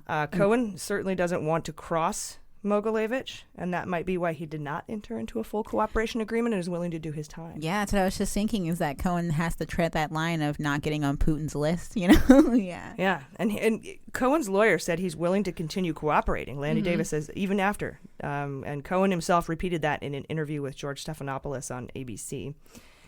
He also said in that interview, quote, "The man doesn't tell the truth, and it's sad that I should take responsibility for his dirty deeds." And of course, Trump has a lot to say about Cohen since then. He said that he never instructed Cohen to do anything wrong. Note that language here. He didn't say, I never instructed him to make a payment. He said, I never instructed him to do anything wrong. He went on to say that Cohen was his lawyer, and it was his mistake, and that he should be able to trust his lawyer to do the right thing. Oh. Yes, do the right thing. When you're paying off mistresses to keep their mouth shut, you have to do it the right way. Yeah, nice try, Satan. And that statement's funny, considering Trump has said in the past that he wasn't his lawyer. He did very little law. He was more of a PR guy. Fixer, yeah. Cohen is your PR guy. Okay. Trump also denied having the affairs this week and accused political opponents of focusing on the campaign finance matter because they failed to prove collusion, tweeting my favorite response of the week, quote, "Democrats can't find a Smocking gun," tying the Trump campaign to Russia after James Comey's testimony. No Smocking gun, no collusion. So Dems they turn to a simple private transaction, wrongly calling it campaign contribution. The jokes write themselves, guys. Somebody's like, "Oh, it's a typo." His supporters like, "Get over it, it's a typo." Twice? a typo twice. I don't think it's a typo. I know a lot of people think that he's just too dumb to know how to spell smoking, but I think he just likes it when he gets attention for typos more than attention for other stories. You're giving way too much credit. He studies his own tweets, though. He's fucking stupid, He likes dude. to repeat his tweets, the ones that are more effective, and he admitted that the ones that are effective are the most shocking. And typos are shocking to people. They're like, how could you? You're the president. And they just like talk about that more than other things sometimes. That is an interesting opinion. I disagree with it 100%. I think he's fucking stupid. I think he could be both. I spelled Bush wrong in the 2nd grade at a spelling bee, and I owned up to it because I am a man. Okay? That's all. I spelled it with a C and like SCH. Oh, interesting. I blame capitalism. But that's beer. Yeah. Right? Thank you. But I was 7, so all the no beer credit for that. And Trump might have the mind of a 7-year-old. You're right about that, AG. But I think he does study his tweets enough to want to repeat things I don't think he sat there and went, oh, look, it's not spelled correctly. I'll leave it twice. You don't think so? Nope. Not one bit. Maybe the Adderall makes him. Also, whatever. We don't want to shame people for being stupid, I guess, as long as you don't also ruin the world. Exactly. That's all we ask. That's all we're asking. That's it. It's very simple standards. I'm kind of a grammar nerd, but grammar Nazi, and that's a spelling thing. So I don't know. It was twice. There's a little red squiggly line underneath it. Yeah, he might actually be that dumb. It's totally likely. He capitalized it. I like the double. Maybe that's what happened. You know what? I'm going to go ahead and go out on a limb and say, because when you capitalize something, make it a proper noun, which he does randomly for no reason. Yeah. So I think probably Smocking gun was capitalized both times. It's not going to give you the red underline for being... Because I think it's proper. Right. Like a name. I think it's a name. Off, yeah. Mr. Smocking gun. But how do you think smoking is spelled like that? That doesn't even make... Like, Scott-free made sense typo-wise, right? Like. Right. Yeah. Who knows Scott-free has one T? Like, a lot of people probably don't know that. Oh, nope. Me neither. You just learned. Yeah. I like the double entendre too that he said private transaction. Yeah. That's a private transaction. That's a private transaction. The jokes write themselves, guys. Yeah. What a fool. Trump went, this is the best, he went as far as to say that the prosecutors did not bring the campaign charges because they're against the law, but only to embarrass him. You're embarrassing me in company. You embarrass yourself. So Cohen begins serving his sentence March 6th.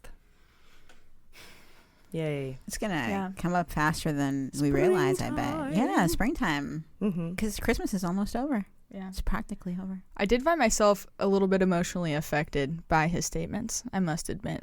Oh, Cohen? Not to say I think he deserves any less of a sentence, but that would be such a crazy come to Jesus moment to have in front of the entire nation. He completely did it to himself, but I believe he has legitimate remorse for just...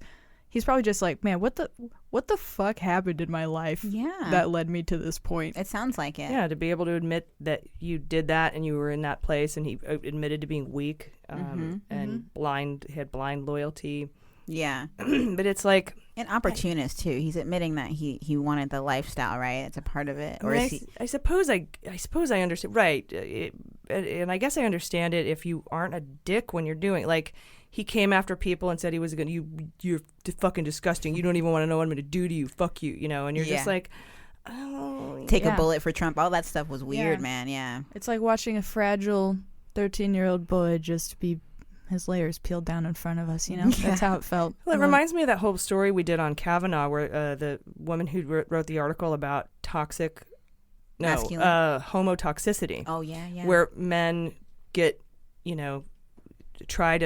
they're more focused on impressing other men by demeaning and hurting other people, particularly women. Right, like hazing kind of idea, yeah. But specifically gender specific. They call it homotoxicity. And I thought that was a really interesting concept. I had never heard that word before, but if you think about Kavanaugh and his buddy high-fiving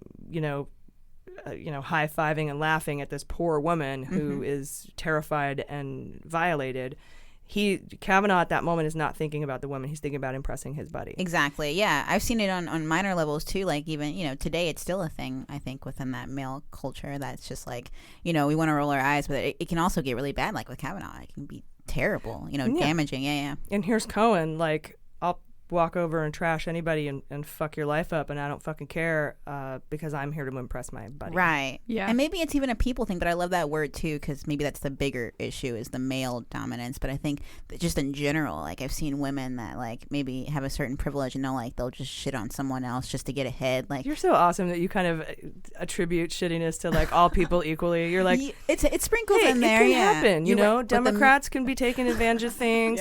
Women can be assholes. You're not all menning for them. It's very, very nice of you. But the major issue, you're totally right, is the male issue there. But I do think that, I mean, homotoxicity simply means same sex. Right. So it does apply. It goes to either both. way, you're saying. I'm okay, just saying. You're focusing on, the Kavanaugh example or the Cohen I'm example. a misandrist. What I do you get want that, from me? yeah. And as a woman, maybe I'm being biased when I say male is the main issue. But it does seem like, in terms of all lives matter as an example, like sure, everyone's life matters, but then there's the African American area. So I do feel like men have it a little worse when it comes to one-upping each other. 96% of violent crime is committed by men. Okay, so that's what I'm thinking. Anyway, I want to give a shout out to our male allies. We love you and thank you. Women are sneakier. We're a little more catty and social. Oh, with our we will stuff. wreck your life and rip your heart out. More psychological sometimes. Before you even know it happens. Oh, we're But not violent naturally. Not many of us. No, this is psychological. Yeah, which can be awful too. Watch out.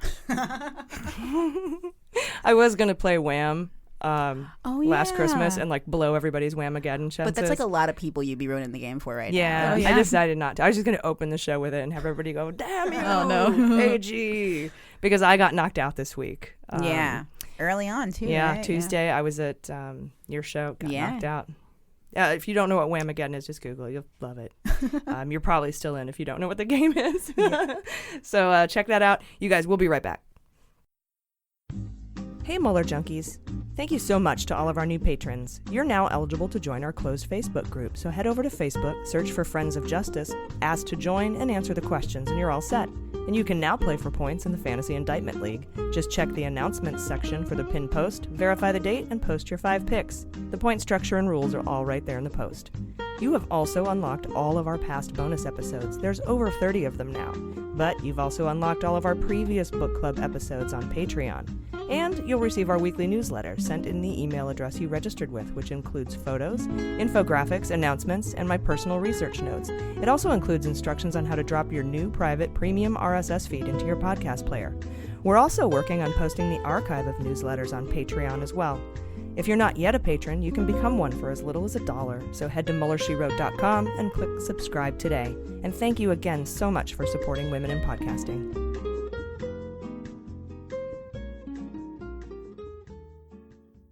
All right, are you guys ready for the Fantasy Indictment League? Yes.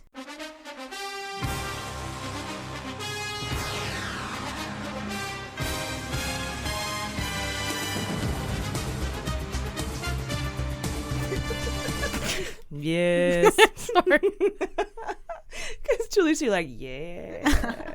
And she's, yes. It works. It reflects our personalities a little bit. All right, guys, give yourself 1 point for a Russian, plus 1 point for a plea agreement, 2 points for everyone who called a Butina plea agreement in time. Congratulations. If you called Butina without a plea agreement, you get no points. Sorry about that. Sorry. So for no gambling, there's nothing. We're not doing anything. So for this week, I pretty much have no idea who to draft. It's clear that we don't know what Mueller is up to.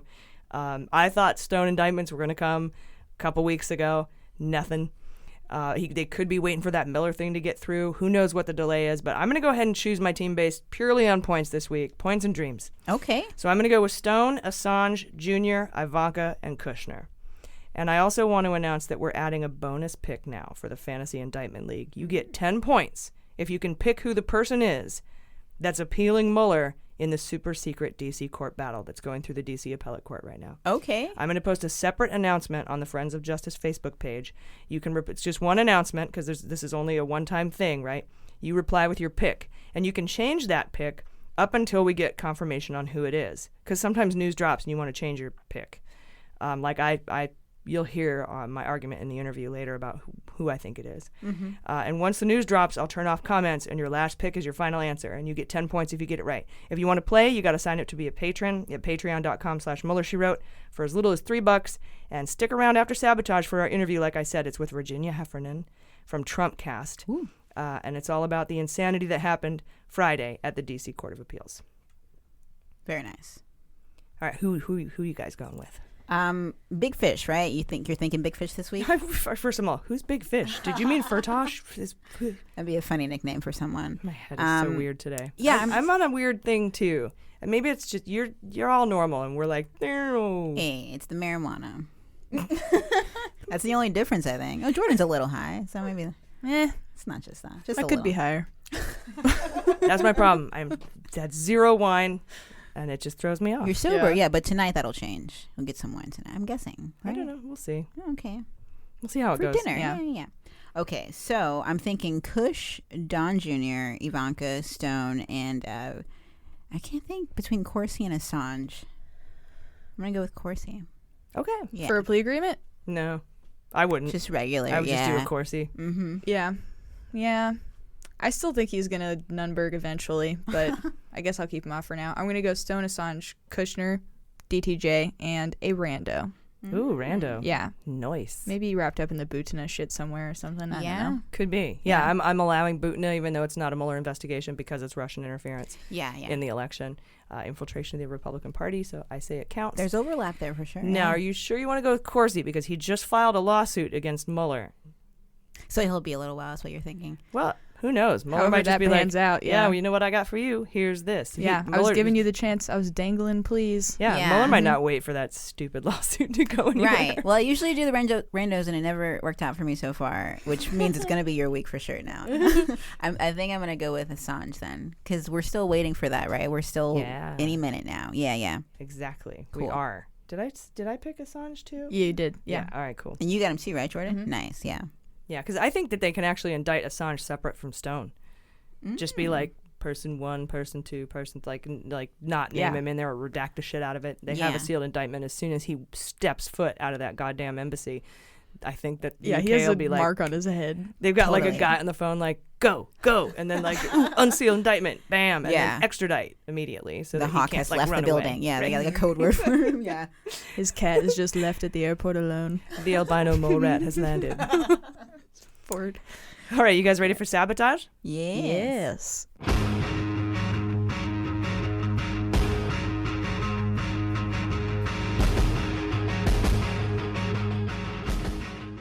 And wouldn't you know it, you guys, right when I got off the phone with Elizabeth McLaughlin to cover the Trump inaugural story, ProPublica comes out with news that Trump's inauguration lined the pockets of the Trump organization with Ivanka in the middle.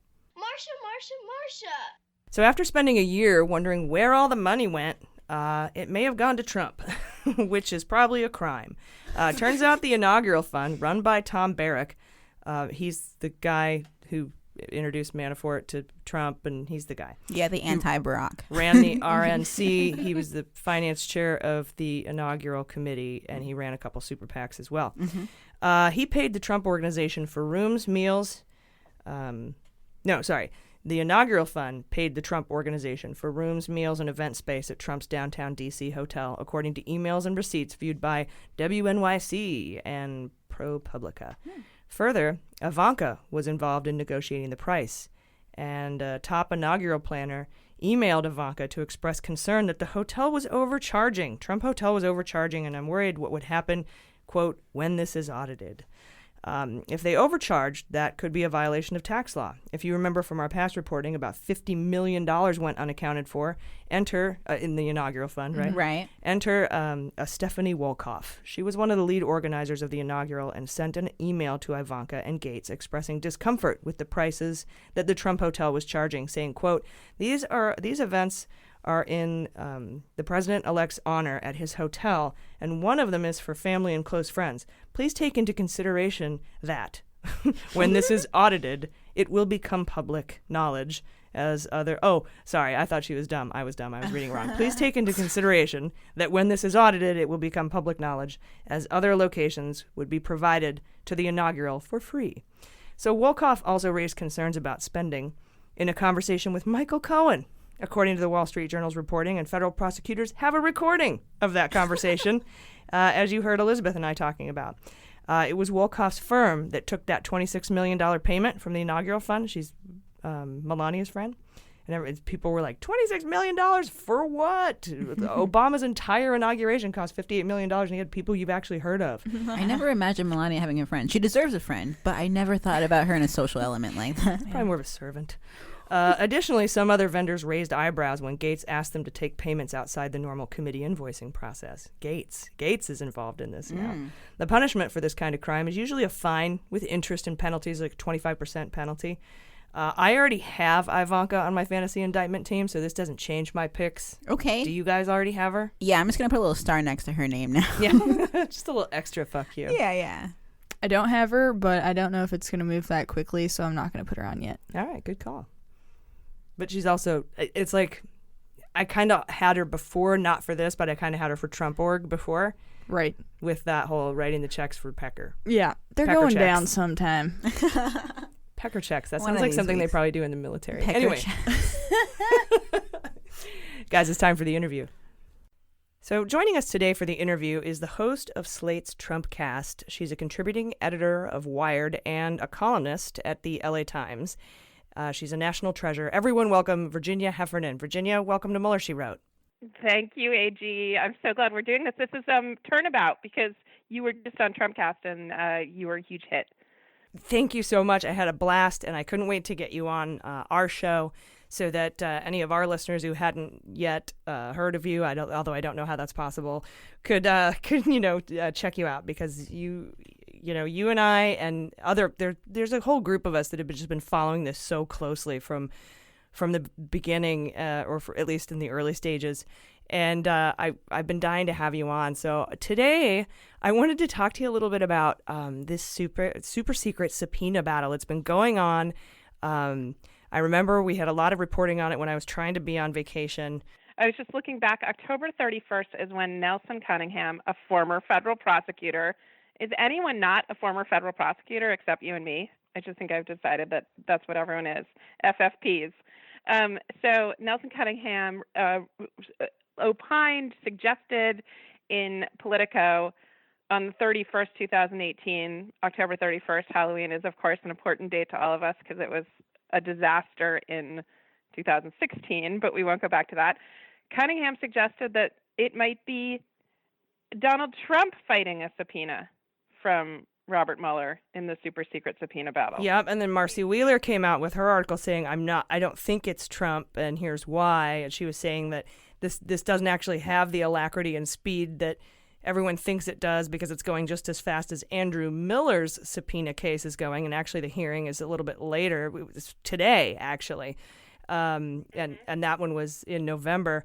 But she just had a couple of arguments also that if it were Trump, we would have heard about it. It would have leaked somehow because his White House is just ridiculous. So that's kind of what I wanted to talk to you about, who you think it is. Well, let's say there is one person who doesn't leak in the White House who I think about a lot. And he doesn't, because he doesn't leak, we don't talk about him because he's not one of the carnies, and he's Emmett T. Flood IV, acting White House counsel, and also the president's impeachment defense attorney if it comes to that.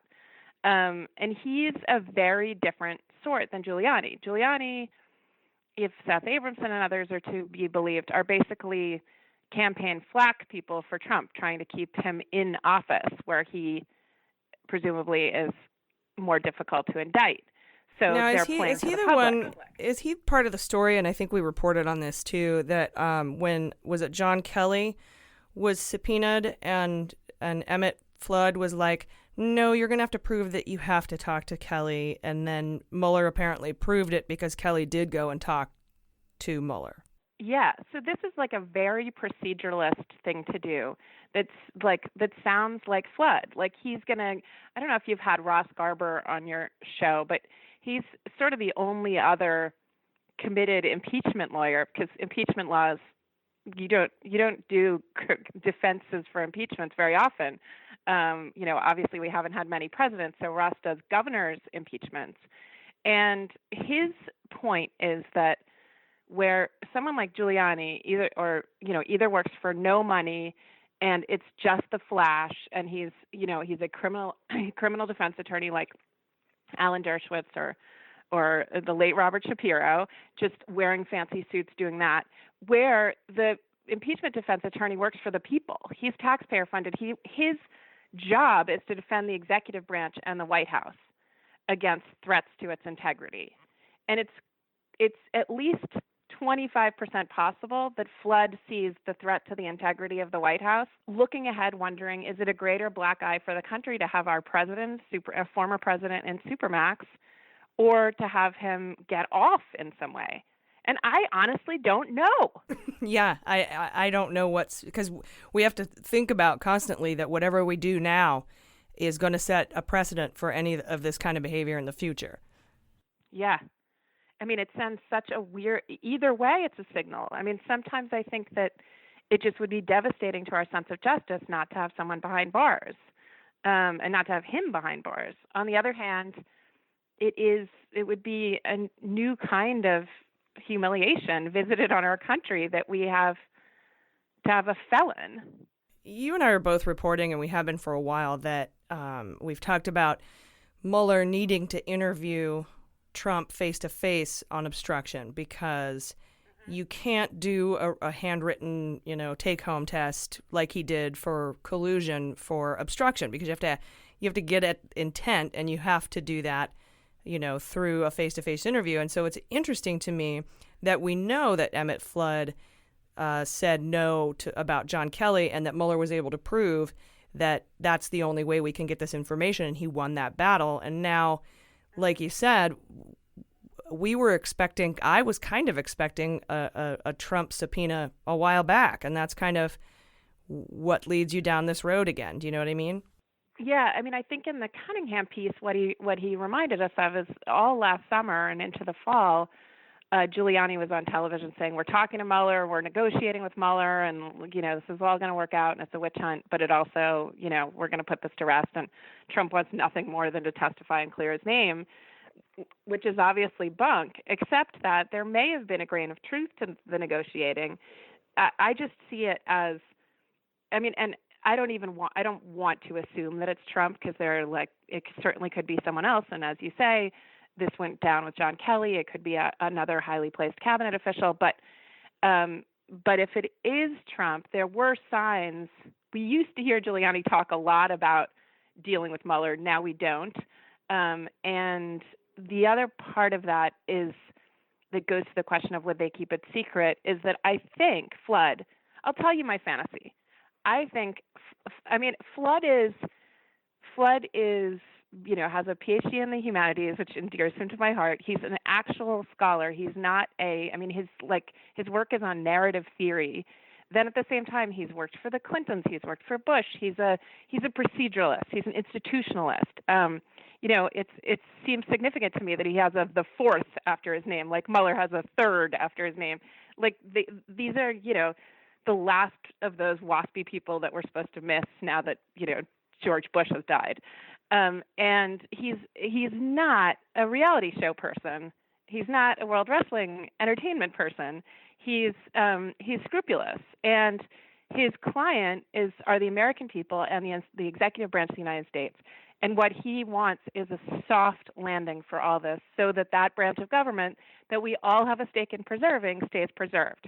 Okay, that's long data point one. Data point two is there's some evidence that Ty Cobb, Trump's former lawyer in this role, and Mueller were back-channeling a little bit. We have this really weird client. We have this really weird president, and we need to do something about this within the bounds of the law. And I'm just convinced that in some ways Flood and Mueller are collaborating on a soft landing, or at least that's my fantasy. How can we counsel him out? Yeah. That's really interesting, because I was just talking to Elizabeth McLaughlin earlier today about the possibility of Mueller approaching Trump and saying, hey, let's make a deal. You can keep all of your assets, and, in exchange, I get a resignation out of you. We soft land this whole thing.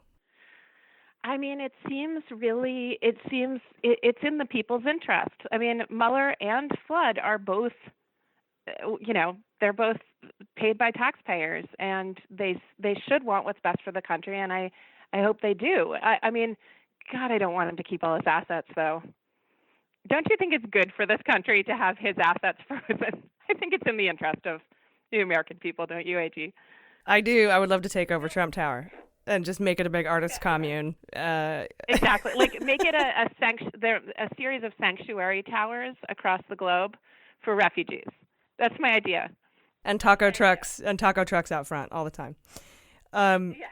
Yeah, so I guess today at the courthouse, because we had learned back in September, October, that the hearing on this secret subpoena was going to be December 14th, and we were all like, yay, we're going to find out, because that's a public hearing. And then we find out that that's going to be behind closed doors in closed session. And now we find out today that we had, there were people on the ground all around staking out this courthouse trying to see who was going in and out. And they sealed off the entire floor, and they pushed the press off to one side of the building where they couldn't see, presumably, the entrance and exit. But I guess CNN noted that 10 minutes after the court activity wrapped up, a big black Justice Department car rolled into Mueller's office carrying Dreeben and Ahmad, yes, Ahmad Zainab. These are like the Beyonce and Jay-Z of Mueller's room, like Ahmad Zainab, who prosecuted, was a New York prosecutor after 9/11, superhero. And Michael Dreeben, who's just, his name inspires awe in all federal prosecutors. Apparently, he has just this encyclopedic understanding of everything from like maritime law of the 1890s up till how to flip a mobster or whatever. So yes, and so the fangirls, the stands that love the Mueller team were definitely had their tails wagging when Zainab Ahmed Zainab Ahmed, right? Her last name is Ahmed, and Michael Dreeben walked by. Mm-hmm. Yeah. So that just is another point that it is Mueller, and the grand jury was there, maybe not Mueller himself, but Mueller's team and the grand jury was there, and that this is it's so important that this keep under wraps, and that goes along with what you're talking about, how it's just important for our democracy that this entire thing lands softly. Yeah. I mean, our better angels, as who called it, our better angels, Orrin Hatch, but it should want, none of us wants to see the executive branch, we don't have, that leaves us a two-legged stool if the executive branch goes up in flames. Like, we don't want to scrap all of this. We really don't. And, on the right, we don't want to turn it over to like a soft coup run by, unelected generals. So I don't think it's time for either torches or some, crazy internal, resistance détente. I don't think either one of those will save us. Hopefully, we'll just, we'll be a nation of laws, not men, and the laws will also be the laws that protect the White House, not the ones that protect Donald Trump or the weird loopholes that he's used to protect himself, Michael Cohen, and NDAing everyone who works for him so they work in his Omerta syndicate. That's not what we're talking about when we talk about a nation of laws. But, hopefully it'll be people committed to the interests of the American people and, yes, find a soft landing. But wait, I want a differential diagnosis from you on who you think the person fighting his subpoena or her subpoena might be, if not Donald Trump. Oh, who would it be besides Trump? Initially, I thought it would be somebody in the same realm as Miller. But that was before it became so super secret, and Miller's did not. They obviously, there was a fork in the road. And the secret subpoena battle took the road less traveled. So I was thinking it could possibly be like John Kelly. It could be McGahn, but McGahn has been cooperating, and so there would be no need for a subpoena. And he's also represented by Burke, who represents Priebus and Bannon. So it's not those guys, because they all have to kind of be in agreement in order for Burke to be the lawyer for all three of them. So it really just brought me back to Trump or Pence. Yeah. Pence, right. Can we go to Pence for a second? Because Seth Abramson just said on our show that he thinks Pence is getting off scot-free. I don't know. I'm not sure I know what you think on that. It's hard because Pence has been so insulated from all of this. And the physical manifestation of that came true in that White House meeting with Chuck Schumer and Nancy Pelosi, where he just sat there like Weekend at Bernie's. And unbelievable, that robot face. He did nothing. And that's kind of how that to me is the physical manifestation of his role in this entire Russia investigation. He was the head of the transition team. There is no way in my mind that he could not have had knowledge of Michael Flynn's son, which he refused to answer directly about, having a security clearance request put in, or any of the, and we all know Mueller has all of the transition emails that he got from the GSA because the guy that Trump installed to help insulate them died. And so he wasn't there anymore.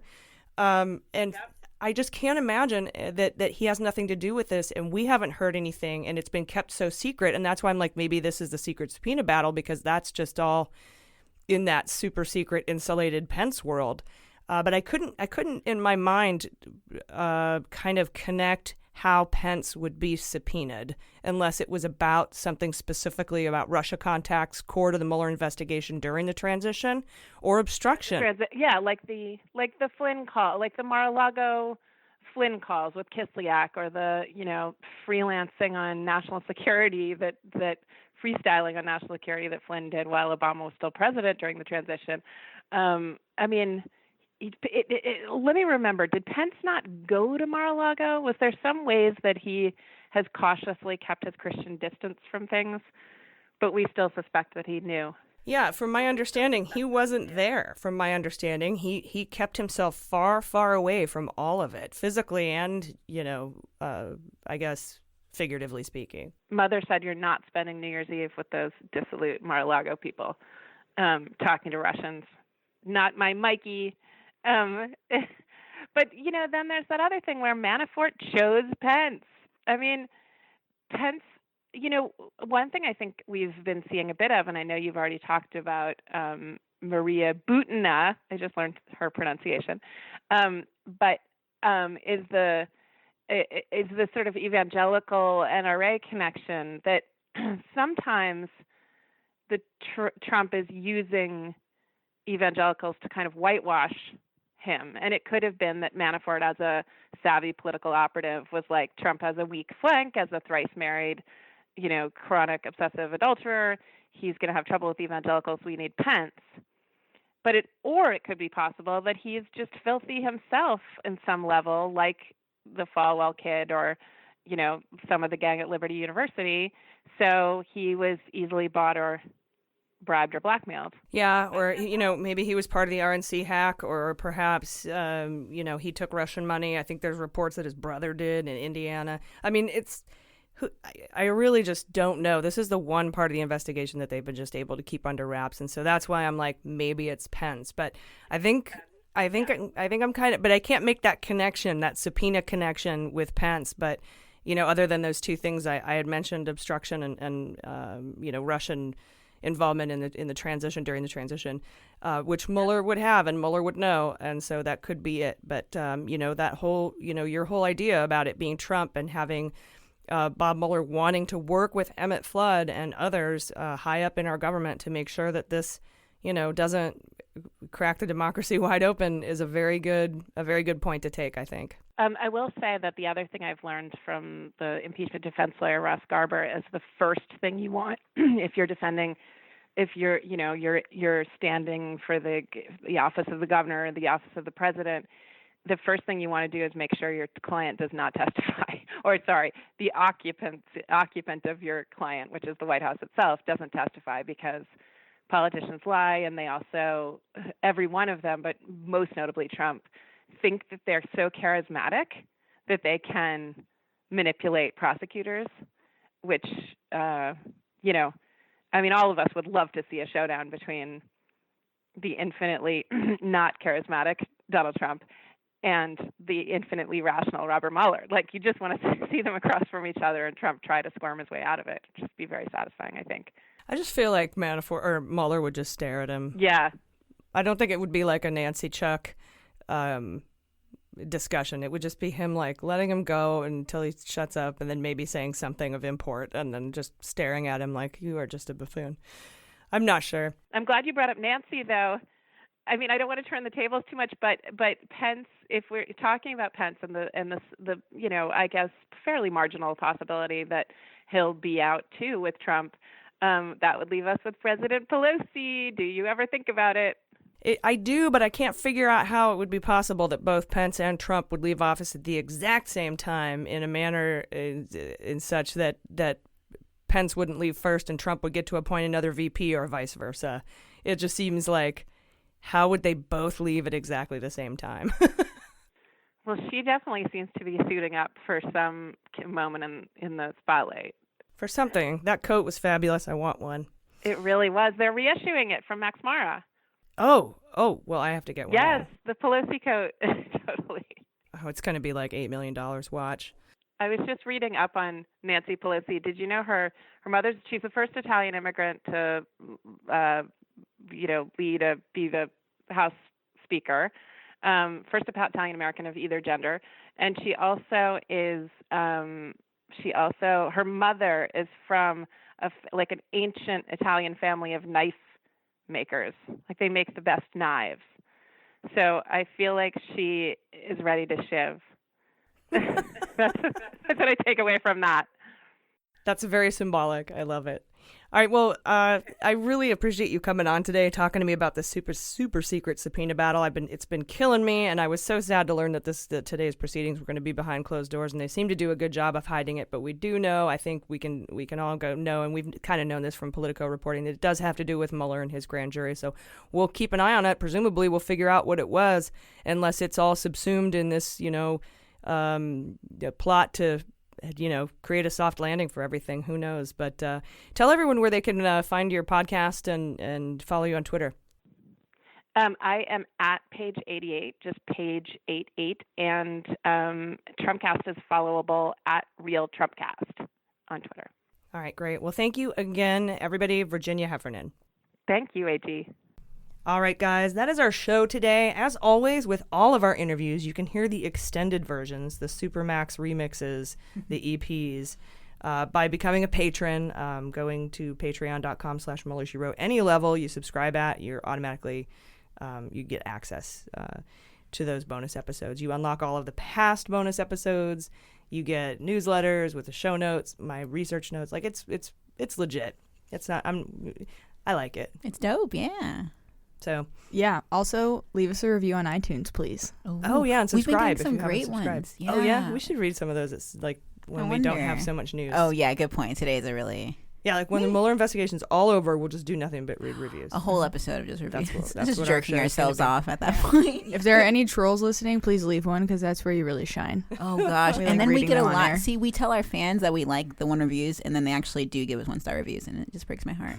So maybe we shouldn't tell them we want it because they'll do it. No, in fact, the reason we read the 1-star reviews is in hopes that you guys will go fuck that, and you'll go and leave nice reviews, which happens too. It's been happening more lately because that's what I do when I read shitty reviews of stuff that I love. I'm like, no, I'm gonna counter. Yeah. We're really pulling back the curtain here. Yeah. Uh-oh. You guys know it all now. How tall are you, Jordan? 5'10". There you go. Oh wow. Thank you. She's the tallest. Yeah, with my fro, I'm about 5'10". Yeah. Hell yeah, dude, we're tall ladies. Yeah. Woohoo! How tall are you, AG? 5'7". Now everyone and 3/4. knows. All the dots 3/4. Really. 3/4. Yep. If I stand up straight. Mm-hmm. Cool. Anyway, we're gonna. This has been a really enlightening wrap up. Oh yeah. That interview was so fun though that I did with Virginia. So check out Slate's Trumpcast. Such a good show. Yeah, amazing. And again, subscribe to us on iTunes if you haven't. Follow us on Twitter at Mueller She Wrote. Instagram is the same. Mm-hmm. Facebook, Friends of Justice. If you're a patron. I don't really have anything else to say. Do you guys have anything else to say? We love you guys. That's true. We do. We really do. You're the best podcast audience in all of podcast audience history. Yeah. Keep sending Mueller good vibes. Yes. And thoughts and prayers. I think that's really what's like getting your this Mueller done. candles. Yeah. Yeah. If anyone wants to send him some Rancho Gordo beans, I'm sure he'd be really into it. Mm-hmm. Oh, we should have a big bean feast after this. Invite Mueller. Yeah.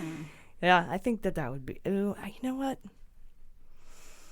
No beans. Can I do lentils? Well, I'm not eating them either way. I just want to be there for the festivities. You're so funny. These are like the best beans in all of the land. I bet. Yeah, I do believe you. I imagine that at some point we're gonna have like this like put some beans on it, and you pull like this lever above your head, and like just a whole giant like Double Dare 2000 or whatever, just a pile bunch of of beans. slime. Yeah. If Trump we're buried. Yes. If Trump gets impeached, will you eat vegetables? I will do that if Trump gets impeached. Hell yeah. Guys, let's get Jaleesa healthy. Yes, this is the whole reason to do this now. Yes. If he gets impeached, I won't die young. So that's a good cause. Yeah. Keep Jaleesa alive. Impeach Trump. You guys, this has been awesome. Please check out our bonus episodes this week. We've got one chapter left of the MSW book club, so check it out. And then we're going to move on to McCabe's book when it drops in February. It's going to be awesome. Thank you so much for listening. I've been AG. I've been Jaleesa Johnson. I've been Jordan Coburn. And this is Mueller, She Wrote.